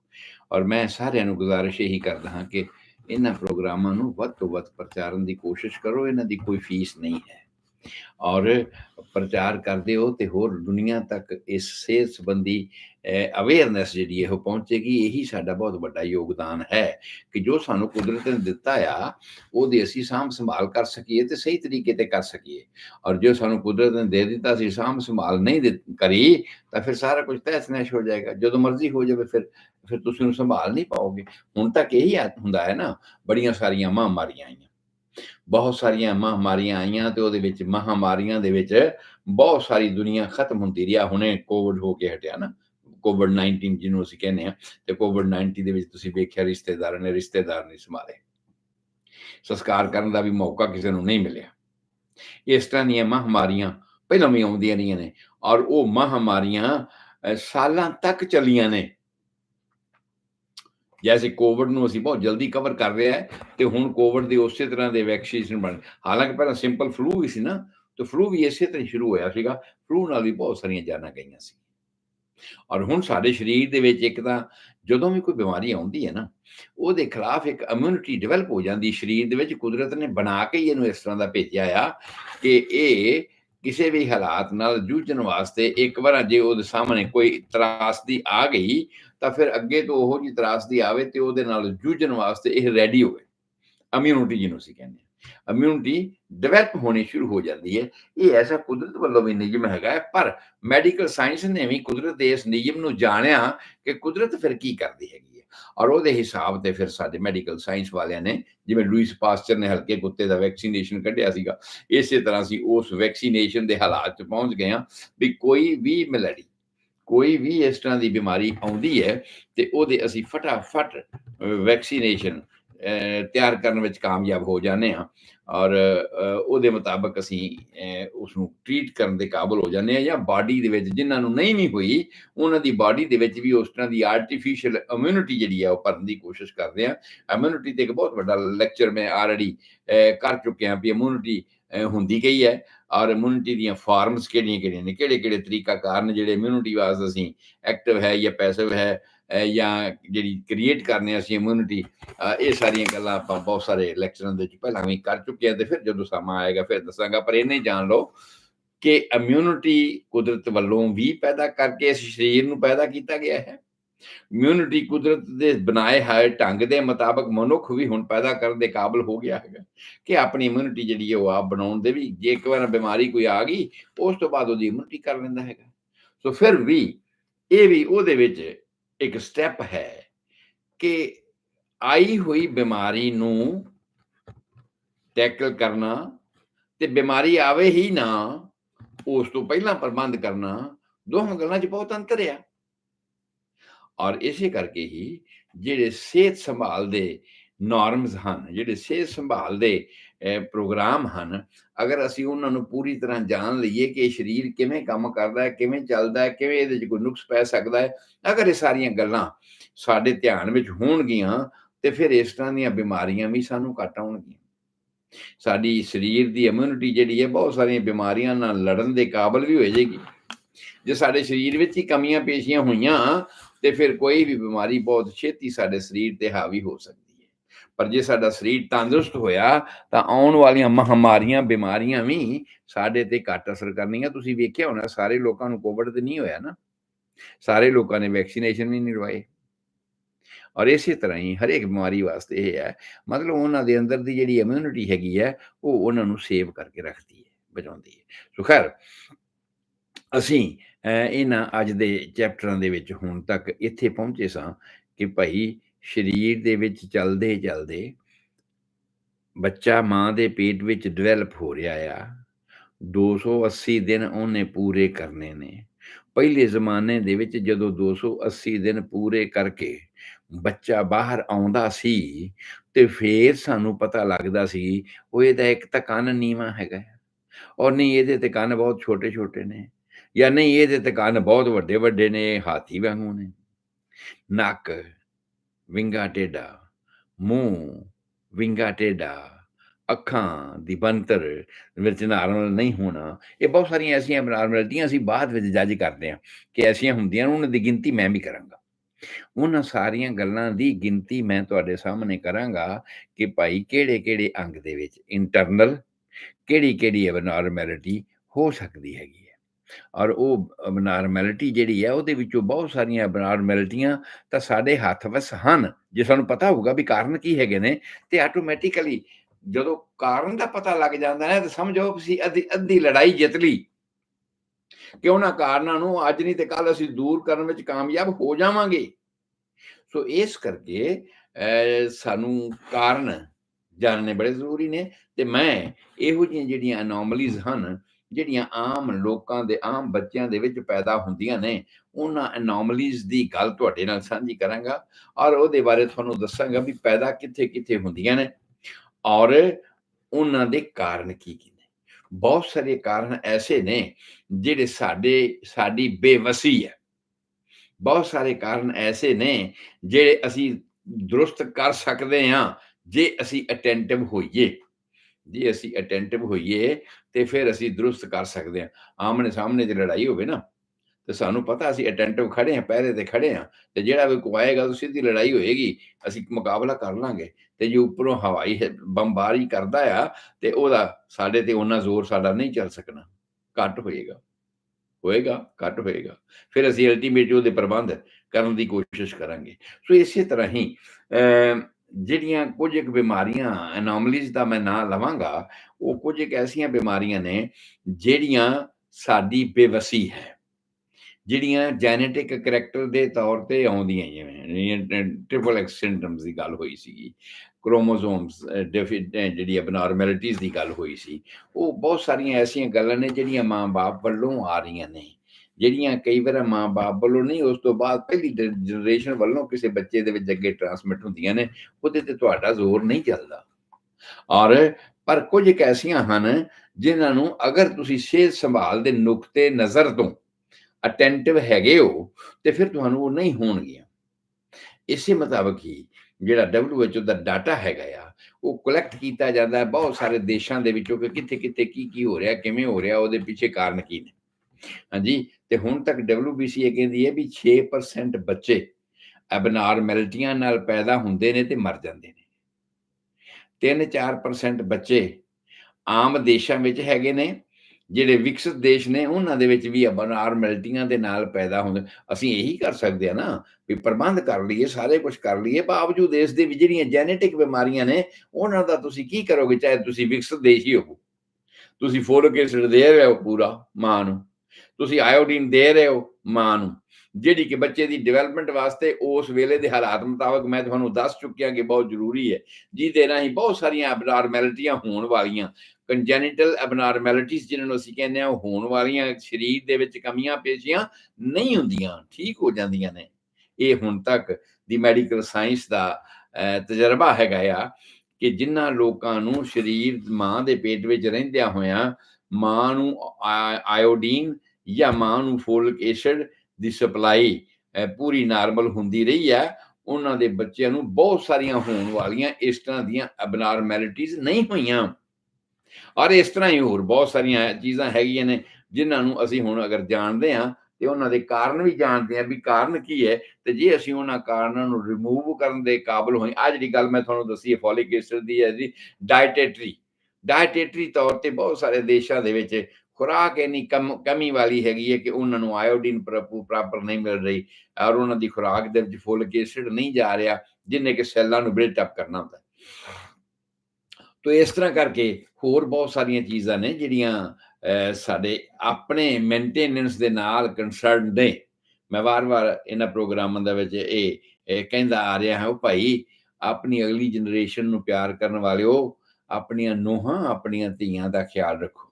ਖਾਸ ਤੌਰ ਤੇ ਜਦੋਂ ਉਹ ਪ੍ਰੈਗਨੈਂਟ ਹੁੰਦੀਆਂ ਨੇ ਤੇ ਉਸ ਤੋਂ ਪਹਿਲਾਂ ਉਹਨਾਂ ਦੀ ਮਾਨਸਿਕ ਪਰਿਸਥਿਤੀ ਅਗਰ ਸਹੀ ਰਹਿੰਦੀ ਹੈ ਨਾ, ਤੇ ਜਿਹੜਾ ਤੁਹਾਡੀ ਤੀਜੀ ਜਨਰੇਸ਼ਨ ਨੇ ਜਨਮ ਉਹਦੇ ਵਿੱਚੋਂ ਲੈਣਾ ਹੈ ਉਹ ਤੰਦਰੁਸਤ ਹੋਏਗੀ, ਹੈਲਦੀ ਹੋਏਗੀ।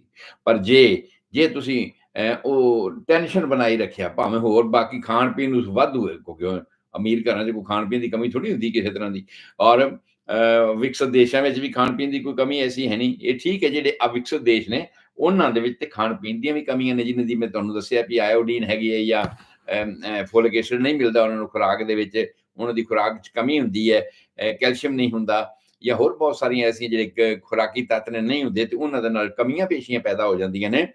ਪਰ ਵਿਕਸਿਤ ਦੇਸ਼ਾਂ ਵਿੱਚ ਇਹ ਸਾਰਾ ਕੁਝ ਹੁੰਦਿਆਂ ਹੋਇਆਂ ਵੀ ਕਿਉਂ 3 ਤੋਂ 4% WHO ਕਹਿ ਰਹੀ ਹੈ ਕਿ ਇਸ ਤਰ੍ਹਾਂ ਦੇ ਬੱਚੇ ਪੈਦਾ ਹੁੰਦੇ ਨੇ ਜਿਨ੍ਹਾਂ ਨੂੰ ਅਸੀਂ congenital abnormality ਵਾਲੇ ਬੱਚੇ ਕਹਿ ਰਹੇ ਹਾਂ।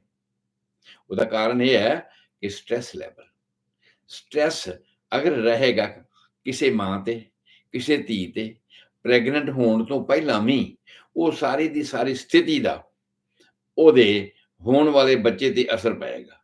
ਡਿਊਰਿੰਗ ਪ੍ਰੈਗਨੈਂਸੀ ਅਗਰ ਇਸ ਤਰ੍ਹਾਂ ਦਾ ਹਾਲਾਤ ਮਾਹੌਲ ਰਿਹਾ ਤੇ ਭਾਵੇਂ ਤੁਸੀਂ ਉਸ ਨੂੰ ਚੰਗੀ ਖੁਰਾਕ ਦੇਈ ਜਾਓ, ਉਹਦਾ ਇਫੈਕਟ ਨਹੀਂ ਹੋਏਗਾ। ਉਹ ਇੱਕ ਐਗਜ਼ਾਮਪਲ ਆਮ ਸਾਡੇ ਪੰਜਾਬੀ ਲੋਕ ਦਿਆ ਕਰਦੇ ਨੇ, ਭਈ ਬੱਕਰੇ ਨੂੰ ਛੋਲੇ ਪਾਈ ਜਾਓ ਤੇ ਉਹਦੇ ਸਾਹਮਣੇ ਸ਼ੇਰ ਬੰਨ੍ਹ ਦਿਓ ਤੇ ਉਹ ਕਦੀ ਮੋਟਾ ਨਹੀਂ ਹੁੰਦਾ। ਉਹਦਾ ਕਾਰਨ ਇਹ ਆ ਕਿ ਹਾਜ਼ਮਾ ਭਾਵੇਂ ਉਹਦਾ ਕਿਵੇਂ ਦਾ ਵੀ ਹੋਵੇ ਸਹੀ ਨਹੀਂ ਰਹਿਣਾ, ਉਹਨੇ ਉਹਨੂੰ ਹਜਮ ਨਹੀਂ ਕਰਨਾ ਔਰ ਉਹਨੇ ਉਹਨੂੰ ਮੋਟਾ ਨਹੀਂ ਹੋਣ ਦੇਣਾ, ਕਿਉਂਕਿ ਡਰ ਸਾਹਮਣੇ ਆ।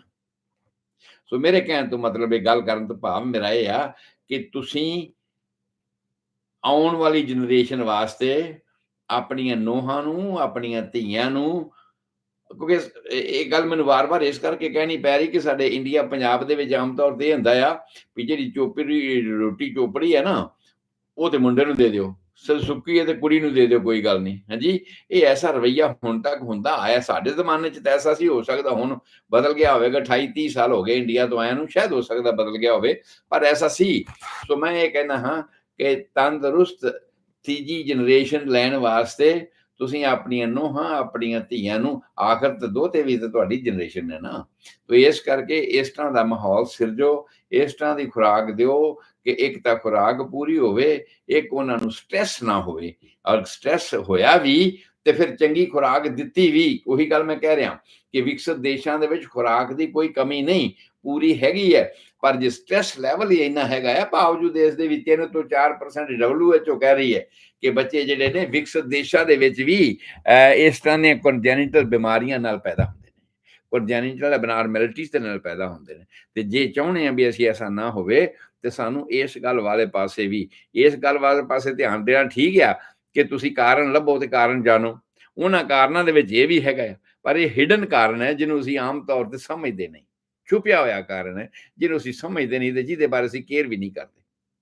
ਅਸੀਂ ਦਵਾਈਆਂ ਵਾਲੇ ਪਾਸੇ ਜਾਂਦੇ ਹਾਂ, ਅਸੀਂ ਮਿਨਰਲ ਵਾਈਟਮਿਨਸ ਵਾਲੇ ਪਾਸੇ ਜਾਂਦੇ ਹਾਂ, ਔਰ ਉਹ ਐਗਜ਼ਾਮਪਲ ਜਿੱਥੇ ਆ ਮੈਂ ਤੁਹਾਨੂੰ ਬੱਕਰੇ ਵਾਲੀ ਐਗਜ਼ਾਮਪਲ ਦਿੱਤੀ ਹੈ, ਉਹਦੇ ਮੁਤਾਬਕ ਜਾ ਕੇ ਸਭ ਫੇਲ ਹੋ ਜਾਂਦੀ ਹੈ।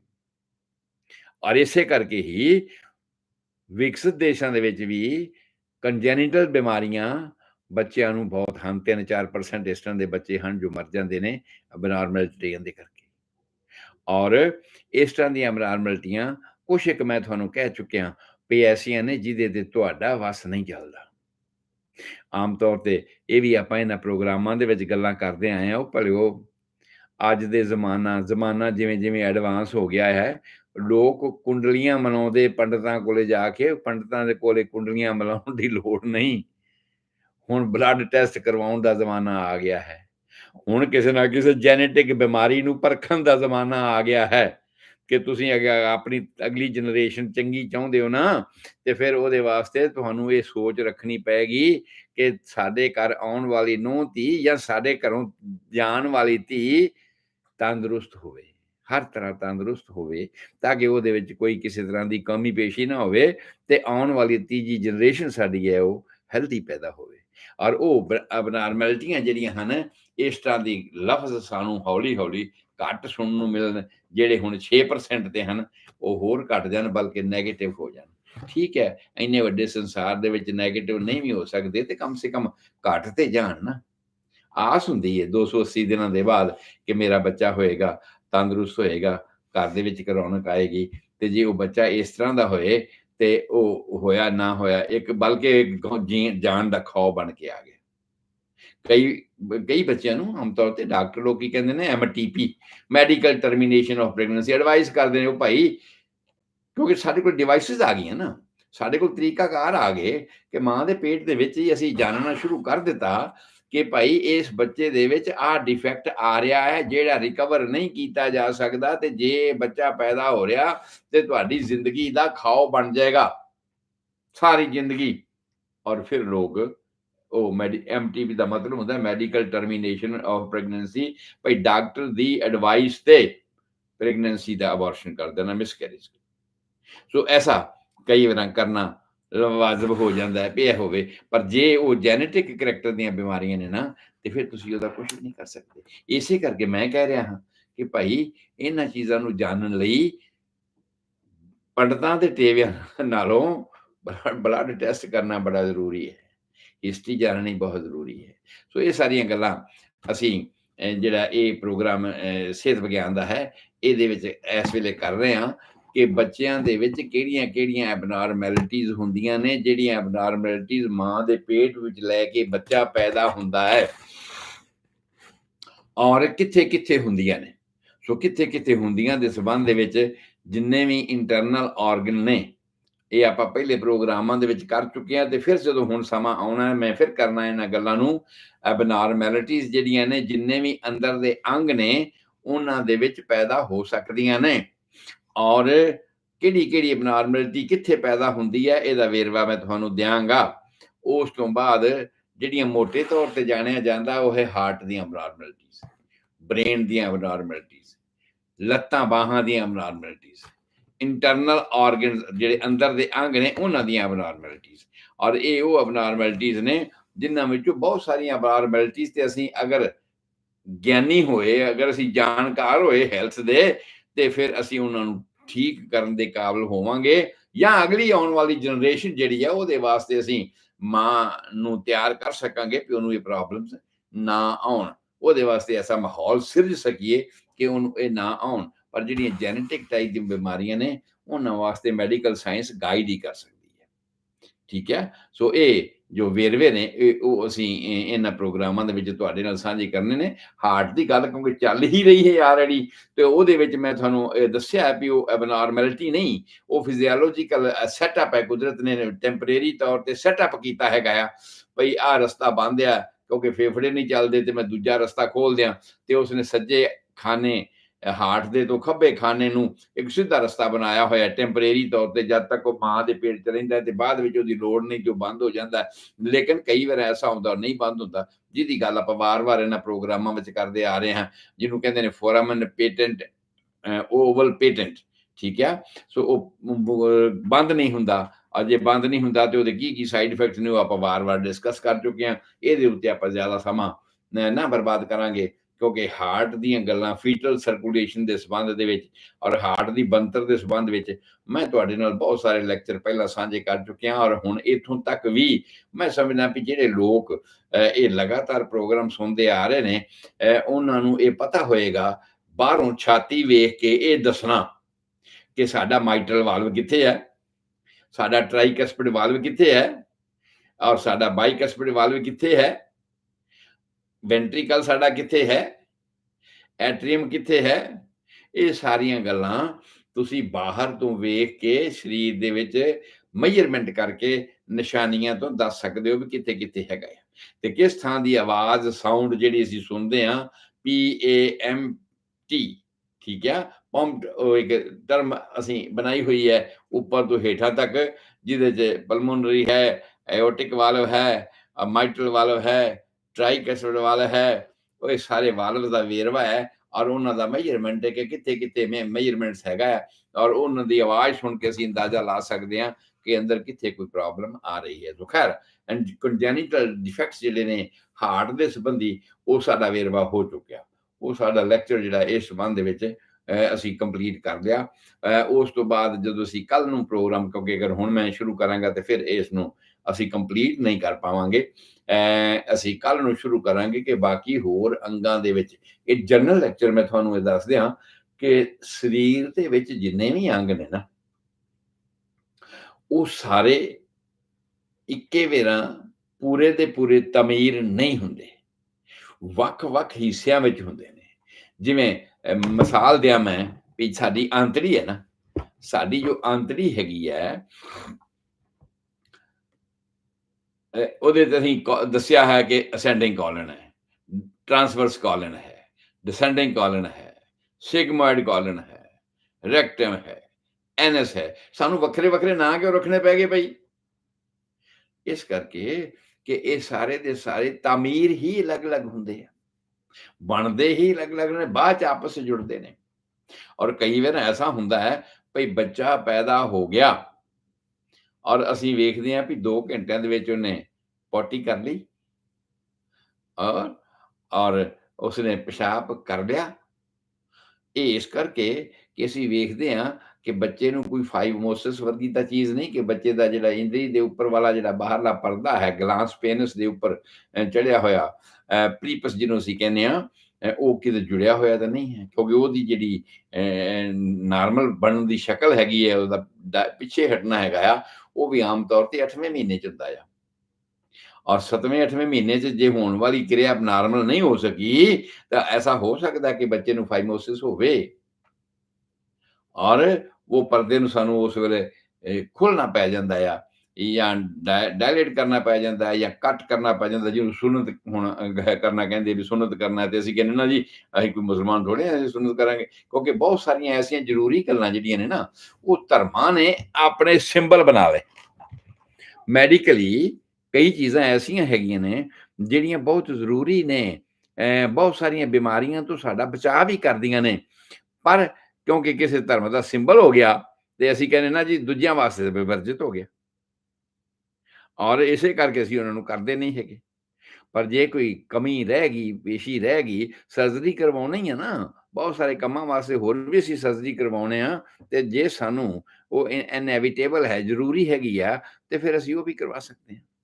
ਇਸੇ ਤਰ੍ਹਾਂ ਹੀ ਆਂਤੜੀਆਂ ਦੀ ਗੱਲ ਚੱਲ ਰਹੀ ਹੈ, ਤੇ ਆਂਤੜੀਆਂ ਦੇ ਜਿਹੜੇ ਪੀਸ ਨੇ, ਉਹ ਵੱਖਰੇ ਵੱਖਰੇ ਬਣਨੇ ਸ਼ੁਰੂ ਹੋ ਜਾਂਦੇ ਨੇ, ਔਰ ਫਿਰ ਬਾਅਦ ਵਿੱਚ ਉਹ ਆਪਸ 'ਚ ਜੁੜਦੇ ਨੇ। ਔਰ ਜੇ ਨਾ ਜੁੜਨ, ਮੰਨ ਲਿਆ ਜਾਂ ਟ੍ਰੇਨ ਦਾ ਇੱਕ ਡੱਬਾ ਦੂਜੇ ਨਾਲ ਨਾ ਜੁੜੇ, ਤੇ ਫਿਰ ਕੀ ਹੋਏਗਾ? ਬਹੁਤ ਸਾਰੇ ਸਿਆਣੇ ਹੋ, ਤੁਸੀਂ ਜਾਣਦੇ ਹੋ। ਔਰ ਫਿਰ ਇਸ ਤਰ੍ਹਾਂ ਦੇ ਬੱਚਿਆਂ ਵਿੱਚ ਕਈ ਵਾਰ ਵੇਖਿਆ ਗਿਆ ਹੈ ਕਿ ਜਨਮ ਤੋਂ ਬਾਅਦ ਪਹਿਲੀ ਪੋਟੀ ਉਸਦੀ ਨਹੀਂ ਹੁੰਦੀ, ਔਰ ਜਦੋਂ ਬੱਚਾ ਚਿਲਾਉਣਾ ਸ਼ੁਰੂ ਕਰਦਾ ਹੈ, ਰੋਣਾ ਸ਼ੁਰੂ ਕਰਦਾ ਹੈ, ਹਾਲਾਂਕਿ ਵੈਸੇ ਤਾਂ ਇਹ ਆ ਕਿ ਡਿਲੀਵਰੀ ਹੋਣ ਤੋਂ ਬਾਅਦ ਪ੍ਰੈਸ਼ਰ ਦੇ ਨਾਲ ਜਦੋਂ ਹੀ ਬੱਚਾ ਬਾਹਰ ਆਉਂਦਾ, ਪੋਟੀ ਉਹਦੀ ਉਦੋਂ ਹੀ ਨਿਕਲ ਜਾਂਦੀ ਹੈ। ਤੇ ਜੇ ਨਹੀਂ ਨਿਕਲੀ, ਔਰ ਉਸ ਤੋਂ ਬਾਅਦ ਵੀ ਨਹੀਂ ਨਿਕਲੀ, ਔਰ ਫਿਰ ਸਾਨੂੰ ਪਤਾ ਲੱਗਦਾ ਵੀ ਨਹੀਂ, ਅਜੇ ਅੰਤੜੀਆਂ ਨੂੰ ਜੁੜਨ ਦੇ ਵਿੱਚ ਜਿਹੜੇ ਬੱਚੇ ਬਹੁਤ ਸਾਰੇ ਇਨਕਿਊਬੇਸ਼ਨ ਪੀਰੀਅਡ ਰੱਖਦੇ ਨੇ ਨਾ, ਇਨਕਿਊਬੇਟਰ ਦੇ ਵਿੱਚ ਰੱਖਦੇ ਨੇ, ਉਹਦਾ ਕਾਰਨ ਇਹੀ ਹੁੰਦਾ ਕਿ ਮਾਂ ਦੇ ਪੇਟ ਵਿੱਚ ਬਹੁਤ ਸਾਰੀਆਂ ਕਮੀਆਂ ਰਹਿ ਗਈਆਂ ਨੇ, ਤੇ ਅਜੇ ਇਹਨੂੰ ਉਸੇ ਟੈਂਪਰੇਚਰ ਦੀ, ਉਸੇ ਮਾਹੌਲ ਦੀ ਲੋੜ ਹੈਗੀ ਹੈ, ਤੇ ਉਸੇ ਮਾਹੌਲ ਦੇ ਵਿੱਚ ਇਹਨੂੰ ਰੱਖਣ ਦੀ ਲੋੜ ਹੈਗੀ। ਇਸੇ ਕਰਕੇ ਇਨਕਿਊਬੇਟਰ ਦੇ ਵਿੱਚ ਉਸ ਨੂੰ ਰੱਖਦੇ ਆ, ਤਾਂ ਕਿ ਉਹ ਸਮਾਂ ਉਹਦਾ ਹੋਰ, ਬੇਸ਼ੱਕ 280 ਦਿਨ 'ਚੋਂ ਆਇਆ ਜਾਂ ਘੱਟ ਦਿਨ ਆਇਆ ਜਾਂ ਵੱਧ ਦਿਨ ਆਇਆ, ਉਹ ਪੂਰਾ ਨਹੀਂ ਹੋਇਆ। ਜਿਹੜੀ ਚੀਜ਼ਾਂ ਜਿਵੇਂ ਜਿਵੇਂ ਮੌਕੇ 'ਚ ਪੂਰੀਆਂ ਹੋਣੀਆਂ ਸੀ, ਉਹ ਪੂਰੀਆਂ ਨਹੀਂ ਹੋਈਆਂ, ਤੇ ਜਿਸ ਕਰਕੇ ਉਹ ਕਹਿੰਦੇ ਨੇ ਵੀ ਇਹਨੂੰ ਸਮਾਂ ਹੋਰ ਦਿੱਤਾ ਜਾਏ। ਔਰ ਸਮਾਂ ਹੋਰ ਦਿੱਤਾ ਜਾਏ ਤਾਂ ਇਹਦਾ ਮਤਲਬ ਕੀ ਹੋਇਆ? ਬਈ ਉਹ ਸਮਾਂ ਬਾਅਦ ਨਿਯਮਤ ਤੌਰ ਤੇ ਜਿਹੜੀ ਚੀਜ਼ ਠੀਕ ਹੋਣੀ ਸੀ, ਉਹ ਨਹੀਂ ਠੀਕ ਹੋਈ। ਇਸ ਲਈ ਉਹਨੂੰ ਇਨਕੂਬੇਸ਼ਨ ਦੇ ਇਨਕੂਬੇਟਰ ਦੇ ਵਿੱਚ ਰੱਖ ਕੇ ਤੇ ਉਸ ਨੂੰ ਠੀਕ ਕੀਤਾ ਜਾਂਦਾ ਹੈਗਾ ਹੈ। ਸੋ ਇਹ ਹੋਰ ਵੀ, ਜਿਸ ਤਰ੍ਹਾਂ ਰੀੜ੍ਹ ਦੀ ਹੱਡੀ ਦੀ ਗੱਲ ਹੈਗੀ ਹੈ, ਤੋ ਰੀੜ੍ਹ ਦੀ ਹੱਡੀ ਦੇ ਮਣਕੇ ਅਸੀਂ ਕਹਿੰਦੇ 33 ਹੈ। ਪਹਿਲਾਂ ਤਾਂ 33 ਜੁੜ ਕੇ ਤੇ ਫਿਰ 26 ਰਹਿ ਗਏ। ਸੈਕਰਲ ਤੇ ਕੋਕਸੀਜਲ ਜਿਹੜੇ ਨੇ ਉਹ ਇਕੱਠੇ ਹੋ ਗਏ, ਇੱਕ 5 ਤੇ ਇੱਕ 4 ਉਹਨਾਂ ਦਾ ਇੱਕ ਬਣ ਗਿਆ, ਔਰ ਫਿਰ 26 ਰਹਿ ਗਏ। ਔਰ ਉਸ ਤੋਂ ਬਾਅਦ ਫਿਰ ਇਹ ਵੀ ਵਿਚਾਰੇ ਸਾਰੇ ਅਲੱਗ-ਅਲੱਗ ਬਣਦੇ ਆ, ਤੇ ਜੇ ਇਹ ਵੀ ਅਲੱਗ-ਅਲੱਗ ਬਣਦੇ ਆ ਤੇ ਇਹਦਾ ਮਤਲਬ ਜੁੜਦੇ ਬਾਅਦ ਵਿੱਚ ਹੈਗੇ। ਸੋ ਇਹ ਸਾਰੀ ਤਰਤੀਬ ਜਿਹੜੀ ਹੈ ਉਹ ਮੈਂ ਤੁਹਾਡੇ ਨਾਲ ਕੱਲ ਨੂੰ ਸਾਂਝੀ ਕਰਨੀ ਹੈ ਕਿ ਭਾਈ ਜੇ ਉਹ ਡਿਲੇ ਹੋ ਜਾਵੇ, ਜੇ ਇਹਨਾਂ ਦਾ ਜੁੜਨਾ ਡਿਲੇ ਹੋ ਜਾਵੇ, ਕਾਰਨ ਵੀ ਦੱਸਾਂਗਾ ਕੀ ਕਾਰਨ ਹੋ ਸਕਦੇ ਨੇ, ਤੇ ਫਿਰ ਬਹੁਤ ਸਾਰੀਆਂ ਗੱਲਾਂ, ਬਹੁਤ ਸਾਰੀਆਂ ਬਿਮਾਰੀ ਦੇ ਰੂਪ ਵਿੱਚ ਸਾਡੇ ਸਾਹਮਣੇ ਆ ਜਾਂਦੇ ਨੇ। ਔਰ ਜਦੋਂ ਸਾਡੇ ਸਾਹਮਣੇ ਇਸ ਤਰ੍ਹਾਂ ਦੀਆਂ ਗੱਲਾਂ ਆ ਜਾਂਦੀਆਂ ਨੇ ਤੇ ਫਿਰ ਅਸੀਂ ਦੌੜਦੇ ਹਾਂ, ਲੱਭਦੇ ਹਾਂ ਕਿ ਭਾਈ ਹੱਲ ਕੀ ਕਰੀਏ। ਔਰ ਉਹ ਹੱਲ ਜਿਹੜੇ ਜੇ ਹੋ ਸਕਦੇ ਨੇ, ਜਿਹੜੇ ਸੰਭਵ ਹੱਲ ਨੇ, ਜਿਹੜੇ ਜੈਨੇਟਿਕ ਨਹੀਂ ਹੈਗੇ, ਜਿਨ੍ਹਾਂ ਦੇ ਉੱਪਰ ਸਾਡਾ ਜ਼ੋਰ ਚੱਲ ਸਕਦਾ ਹੈ, ਜਿਨ੍ਹਾਂ ਦਾ ਨਹੀਂ ਚੱਲਦਾ ਉਹ ਤਾਂ ਨਹੀਂ ਚੱਲਦਾ ਨਾ। ਉਹਦੇ ਵਾਸਤੇ ਤਾਂ ਅਸੀਂ ਅਗੀ ਕਮਿਊਨਿਟੀ ਨੂੰ ਗਾਈਡ ਹੀ ਕਰ ਸਕਦੇ ਹਾਂ ਨਾ, ਔਰ ਅਵਾਇਡ ਕਰ ਸਕਦੇ ਹਾਂ। ਜਿਸ ਰਸਤੇ ਸਾਨੂੰ ਪਤਾ ਖਤਰਾ ਆ ਉਸ ਰਸਤੇ ਜਾਂ ਤਾਂ ਪ੍ਰਬੰਧ ਕਰ ਲਓ ਤੇ ਜਾਂ ਜਾਓ ਹੀ ਨਾ। ਜਿਸ ਰਸਤੇ ਜਾਂਦਿਆਂ ਸਾਨੂੰ ਖਤਰਾ ਆ, ਜਾਂ ਤਾਂ ਤੁਸੀਂ ਉਸ ਰਸਤੇ ਦੇ ਖਤਰੇ ਦਾ ਪ੍ਰਬੰਧ ਕਰ ਲਓ, ਤੇ ਜੇ ਜਿਵੇਂ ਫੈਕਟਰ ਹੈਗਾ, ਰਿਸਕ ਫੈਕਟਰ ਹੈਗਾ ਆ, ਪ੍ਰਬੰਧ ਕਰ ਲੈਂਦੇ ਅਸੀਂ। ਪਰ ਜਿੱਥੇ ਪ੍ਰਬੰਧ ਨਹੀਂ ਹੋ ਸਕਦਾ, ਉਸ ਹਾਲਾਤ ਦੇ ਵਿੱਚ ਫਿਰ ਉਸ ਤੋਂ ਬਚਣਾ ਜ਼ਰੂਰੀ ਹੈ। ਸੋ ਇਹ ਸਾਰੀਆਂ ਗੱਲਾਂ ਆਪਾਂ ਕੱਲ ਨੂੰ ਇਹਨਾਂ ਪ੍ਰੋਗਰਾਮਾਂ ਦੇ ਵਿੱਚ ਕਰਾਂਗੇ। ਅੱਜ ਦਾ ਸਮਾਂ ਸਮਾਪਤ। ਮੈਂ ਗੁਰਦੀਪ ਸਿੰਘ ਸੰਧੂ, ਤੁਹਾਡਾ ਹੋਮਿਓਪੈਥਿਕ ਕੰਸਲਟੈਂਟ, ਤੁਹਾਡੀ ਸੇਵਾ 'ਚ ਹਾਜ਼ਰ ਹਾਂ। 7021 ਵਿਲੇਜ ਪਾਰਕਵੇ, ਡਬਲਿਨ, ਕੈਲੀਫੋਰਨੀਆ 94568। ਮੇਰਾ ਫੋਨ ਨੰਬਰ 4086871899। ਮੇਰਾ ਈਮੇਲ ਐਡਰੈਸ ਹੈ homeomedicine, HOMEOMEDICINE@yahoo.com। ਸੋ ਕਿਸੇ ਵੀ ਵੇਲੇ ਕਿਸੇ ਬਿਮਾਰੀ ਬਾਰੇ ਸਮਝਣਾ ਚਾਹੁੰਦੇ ਹੋ, ਜਾਂ ਹੋਮਿਓਪੈਥਿਕ ਤਰੀਕੇ ਰਾਹੀਂ ਕਿਸੇ ਬਿਮਾਰੀ ਦਾ ਇਲਾਜ ਕਰਵਾਉਣਾ ਚਾਹੁੰਦੇ ਹੋ, ਕਿਸੇ ਵੀ ਉਮਰ ਦੇ ਵਿੱਚ ਕਿਸੇ ਵੀ ਬਿਮਾਰੀ ਦਾ ਅਗਰ ਇਲਾਜ ਕਰਾਉਂਦੇ ਥੱਕ ਗਏ ਹੋ, ਤਾਂ ਸੈਕੰਡ ਓਪੀਨੀਅਨ ਲੈਣ ਵਾਸਤੇ ਜਾਂ ਸਿਸਟਮੈਟਿਕ ਹੋਮਿਓਪੈਥਿਕ ਇਲਾਜ ਵਾਸਤੇ ਕਾਲ ਕਰ ਸਕਦੇ ਹੋ 4086871899। ਤੁਹਾਡਾ ਸਾਰਿਆਂ ਦਾ ਰੱਬ ਰਾਖਾ, ਤੁਹਾਡੇ ਸਾਰਿਆਂ ਦੀ ਚੰਗੀ ਸਿਹਤ ਲਈ ਦੁਆ ਕਰਦਾ ਹਾਂ। ਕੱਲ ਨੂੰ ਫਿਰ ਮਿਲਾਂਗੇ ਇਸੇ ਪ੍ਰੋਗਰਾਮ ਦੇ ਵਿੱਚ, ਤੇ ਅਨੋਮਲੀਜ਼ ਦੀ ਡਿਸਕਸ਼ਨ ਕਰਾਂਗੇ ਕਿ ਅਨੋਮਲੀਜ਼ ਕੀ ਹਨ, ਤੇ ਅਨੋਮਲੀਜ਼ ਕਿਉਂ ਹੁੰਦੀਆਂ ਨੇ, ਤੇ ਕਿੱਥੇ ਹੁੰਦੀਆਂ ਨੇ, ਔਰ ਉਹਦੇ ਪਿੱਛੇ ਕਾਰਨ ਕੀ ਹੁੰਦੇ ਨੇ। ਸਤਿ ਸ੍ਰੀ ਅਕਾਲ, ਆਦਾਬ, ਨਮਸਕਾਰ।